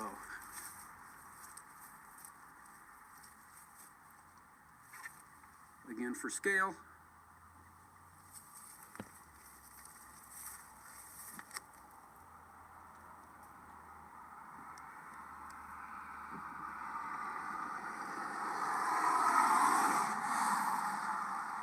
Thank you, Professor Zentner, for this body of knowledge that you've put together. May it be with our species for as long as we have access to bits, and may future geologists look back at it and laugh or say, yep. Thank you. Now go outside. Thank you, William. Appreciate your time. Appreciate everybody's time putting these together. I got 3 more, but they're going to be quick. They're mine from this summer. And this is a little piece from being up on vacation, but I had my camera with me, up above Baker City, Oregon. Liz and I visited with some friends, and we took a hike up in the Elkhorn Mountains at Van Patten Lake. This is Nick on the Fly number 4, called Baker City Granite. And at the time, I knew nothing about the granite and just used Marley's book to do some basic Wallowa granite regional stuff, putting the granite in the neighborhood of 140 to 130 million years old. Part of the exotic terrain story, but not a whole lot of background. Here's just a little short clip.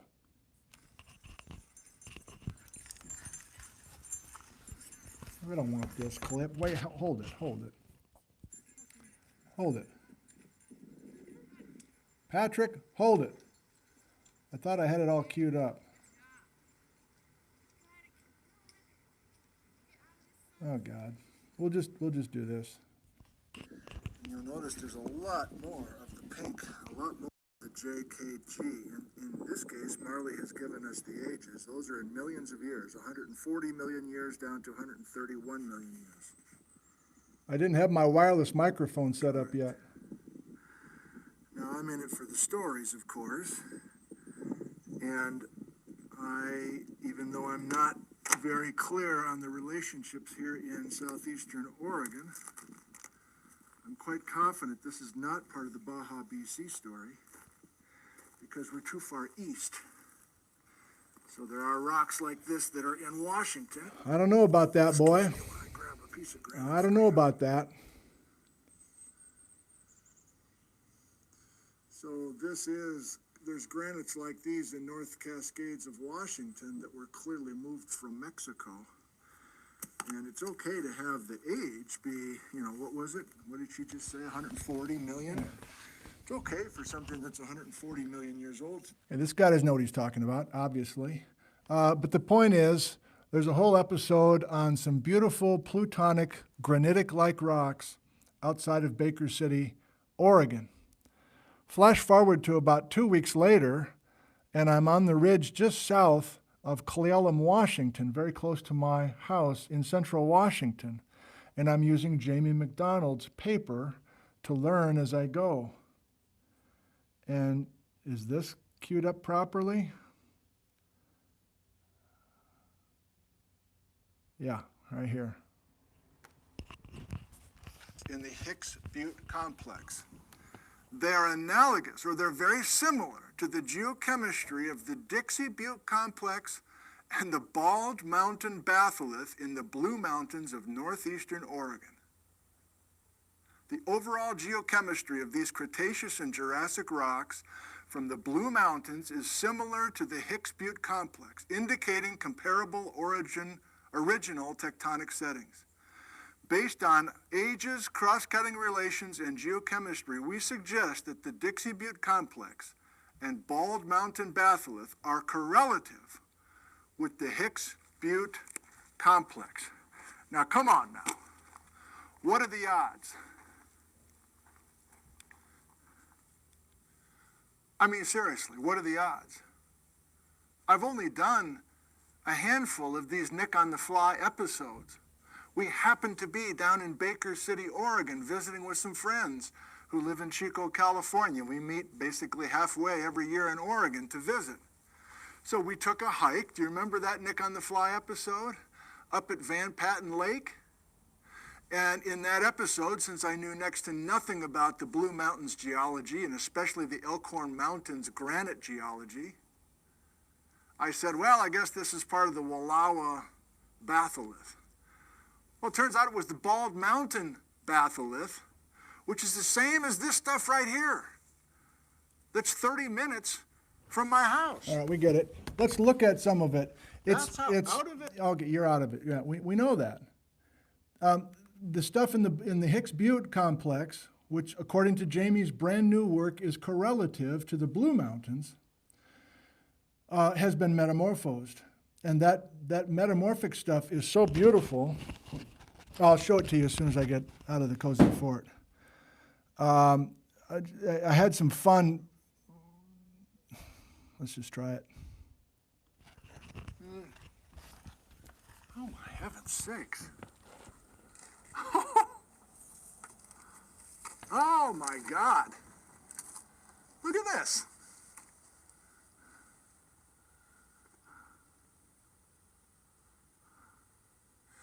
Foliation within metamorphic rock. I want to swear right now. I want to swear from excitement, but I'm not going to. I might just do it to myself under my breath.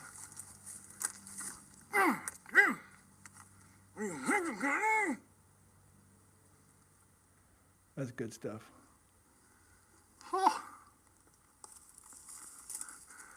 I don't have to break this stuff open. You can see.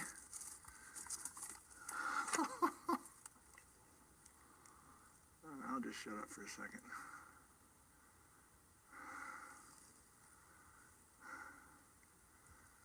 I can't shut up. So you can visually see, can't you? You can see the temperature and pressure here. In other words, you can see a granite that was Okay, you get it. couldn't remain a granite anymore. And I got it. I took a sample home. I've had it out in the front yard since that morning, and I want to show it to you, and then we'll go to some live Q&A. I had a couple other things lined up, but it's getting late. And it's bright enough now that I don't.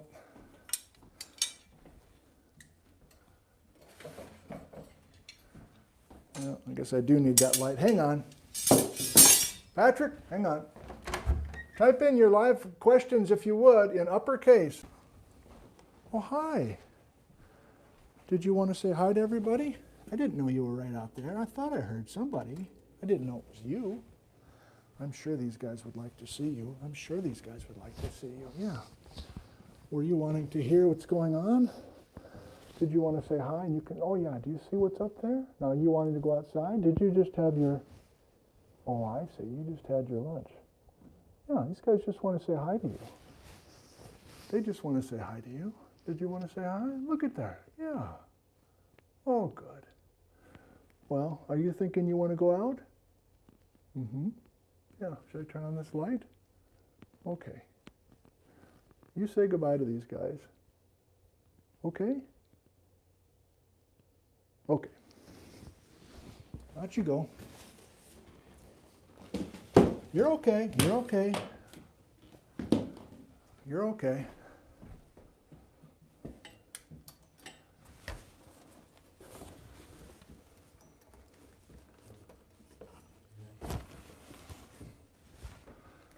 Okay.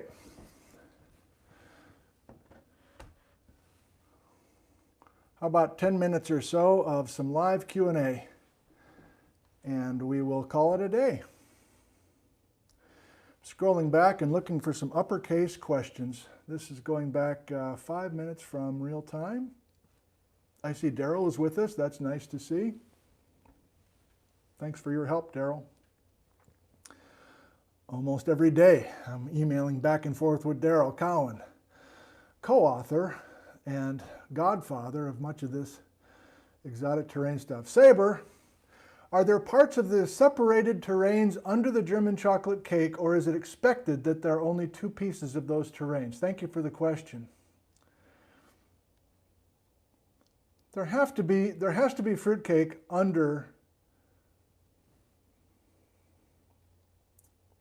I'm still kind of working that out, Saber, in my mind. Now, Chris Mattinson emailed yesterday and wondered if you could look at volcanic rocks like in the Simcoe volcanic field that apparently have these beautiful xenoliths inside of the lava. And xenoliths are kind of foreign inclusions that got involved but not totally melted into the volcanic process. And if the magmas of the Simcoe volcanic field, for instance, which is, less than 5 million year old lavas, have some chunks of fruitcake within it, maybe you can do some more work with what kind of exotic terrain material is in places like that, or under places like, say, near Mount Adams. But I'm just starting to think about that Columbia embayment, Saber, and I'm trying to decide if I should change my view of a bunch of fruitcake in extreme southern Washington and northern Oregon, or is there younger fill in some sort of rift? But I don't want to get too far ahead of myself. So you're in the area that is worth thinking more about, and I don't have it in my head right now. 101 rotary power. Might there be an opportunity to do a full show on the Columbia embayment details in the future? I'm interested that you're interested in that topic. I guess it's the way that I presented it. Sure, but it might be a younger than 50 million year story. But I need to think and learn much more than I know now. And Jean wants to know about the Olympic Wallowa lineament, otherwise known as the owl.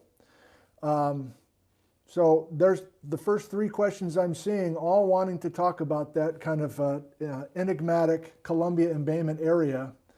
And thank you for your interest. I need to learn more. I don't have it right now. Tooligan also asking about it. I'm going to move on, try to find something else. Oh my God, Tim Pate is with us. Thank you. Okay, well, I don't know, can I?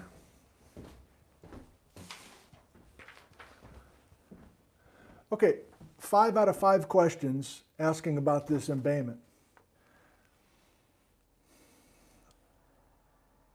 Here's what I think I know now, which is not much.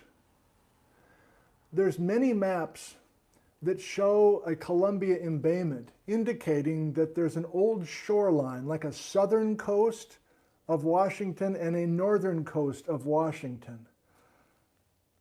Depending on what time you're talking about, and I'm not sure what time I'm talking about right now, to be honest, you see these paleogeographic maps with a big embayment, a place where the coastline has a big indent in it. And that's called the Columbia embayment. An embayment, and the Columbia River is flowing there now, obviously. I'm wondering with this show if the Columbia embayment existed at all 100 million years ago. Because we've looked at evidence today of these northern terrains being pretty much connected to the southern terrains. And if there is no Columbia embayment 100 million years ago, and especially by the end of next week when we get a bunch of terrains up here into the north, what is in here? Is there still fruitcake under here, or is there not? If there's not, what is here? Is the crust thinner? I'm starting to see it now, I guess, just as I try to explain it to you. But again, my hunch is this development of this embayment, if it is a thing, is too young for our 200 to 50 million year time window. Interesting. A few more. Any Nanaimo group type rocks found further south? Thank you, K-Ban. Not to my knowledge. Now, we're going to talk about the Nanaimo a lot with Baja, BC, a week from this morning, Sunday morning. And the Nanaimo is a key series of layers, and you'll see how we're going to use Nanaimo. So if you're a Baja, BC person, the Nanaimo was in Southern California, even northern Mexico. But you'll have to wait till next Sunday for the evidence for that. You know, I'm happy we did this show, but it is kind of getting us into some kind of fuzzy areas, which is helpful, which is good.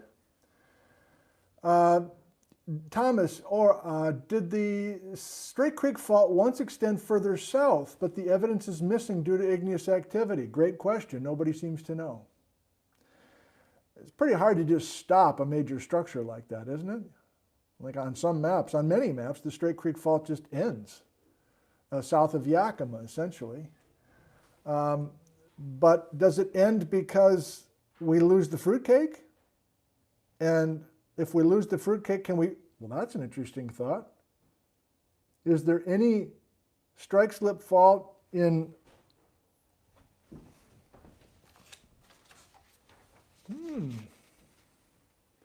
We have a Straight Creek Fault for sure right here that was active between 50 and 35.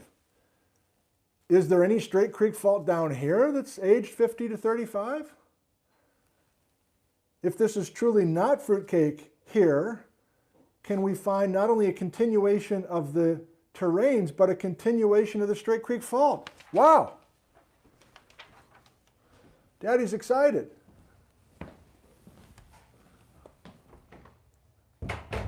And Daddy's distracted by the loud people in the kitchen.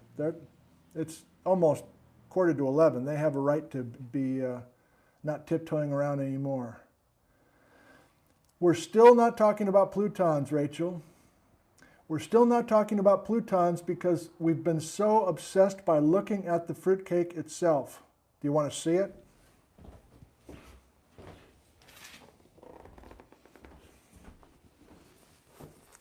It's been my teaching choice to have us look at this fruitcake as well as we can. And to do that, we cannot have these huge, and it's not an understatement, huge volumes of magma invading the fruitcake from below and basically destroying the fruitcake. I mean, you think I've destroyed it? I mean, wait till next week, till Friday, when we actually just shoot this. I mean, there's places where the fruitcake is almost all magma. And there's like just little remnants of the fruitcake left. I don't know, maybe I'll...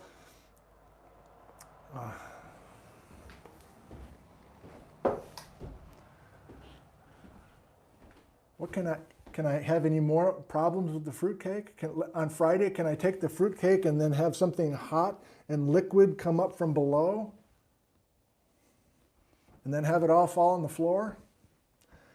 Yeah.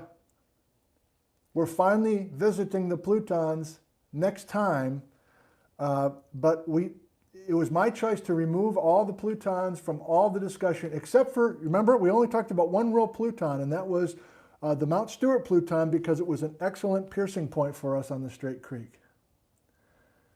Oh yeah.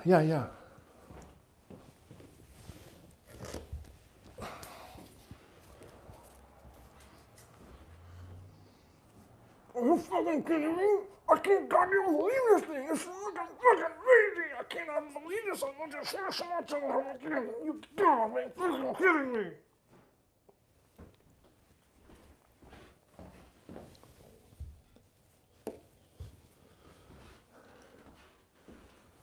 And scene.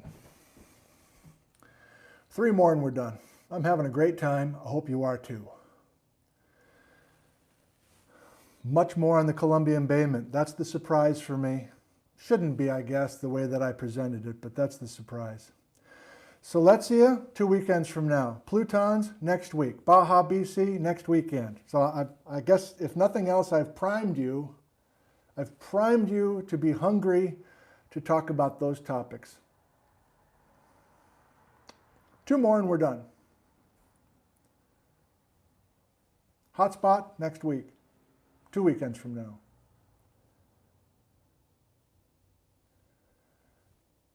I'm seeing people wanting some video field reports from the Klamath, or even in the Mojave Desert. I mean, if you have the time, I'll just throw this out there and then we'll do a toast. We'll be... I guess if you're in Southern California, or if you're in Baja, Mexico, or if you are in the Nanaimo, or, I can't think that quickly, but we will be doing Baja, BC next Sunday morning, and some field reports from places in Baja, that's pretty greedy, or Southern Cal, If you have rocks old enough, pre-60 million years old, we could fold it into next weekend. That'd be fun. A toast to you.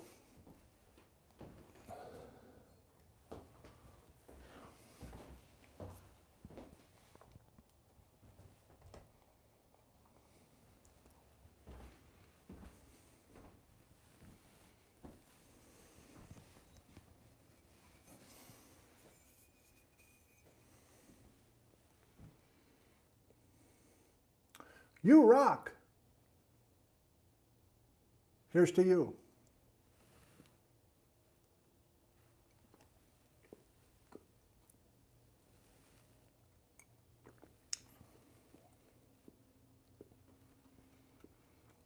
Here's to your health. Here's to your physical health, your mental health, the health of your medical community, the health of the essential workers who are fielding all sorts of issues these days. Here's to them, and here's to your health. Here's to the health of your children and your grandchildren, the health of your parents and your grandparents, your first cousins, your second cousins, your aunts, your uncles, people you love, people you put up with.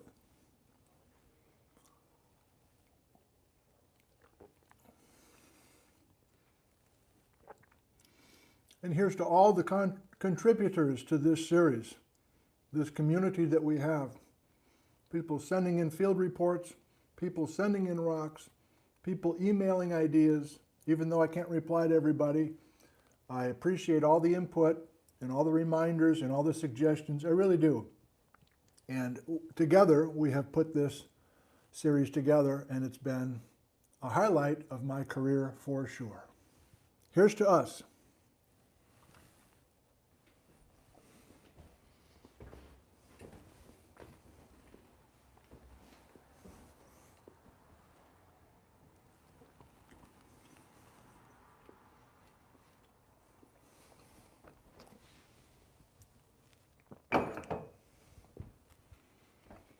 We got 2 weekends left, 4 shows left. See you Friday afternoon at 2 p.m. Pacific to talk about plutons stretching from Alaska down to Mexico. Goodbye. Thank you.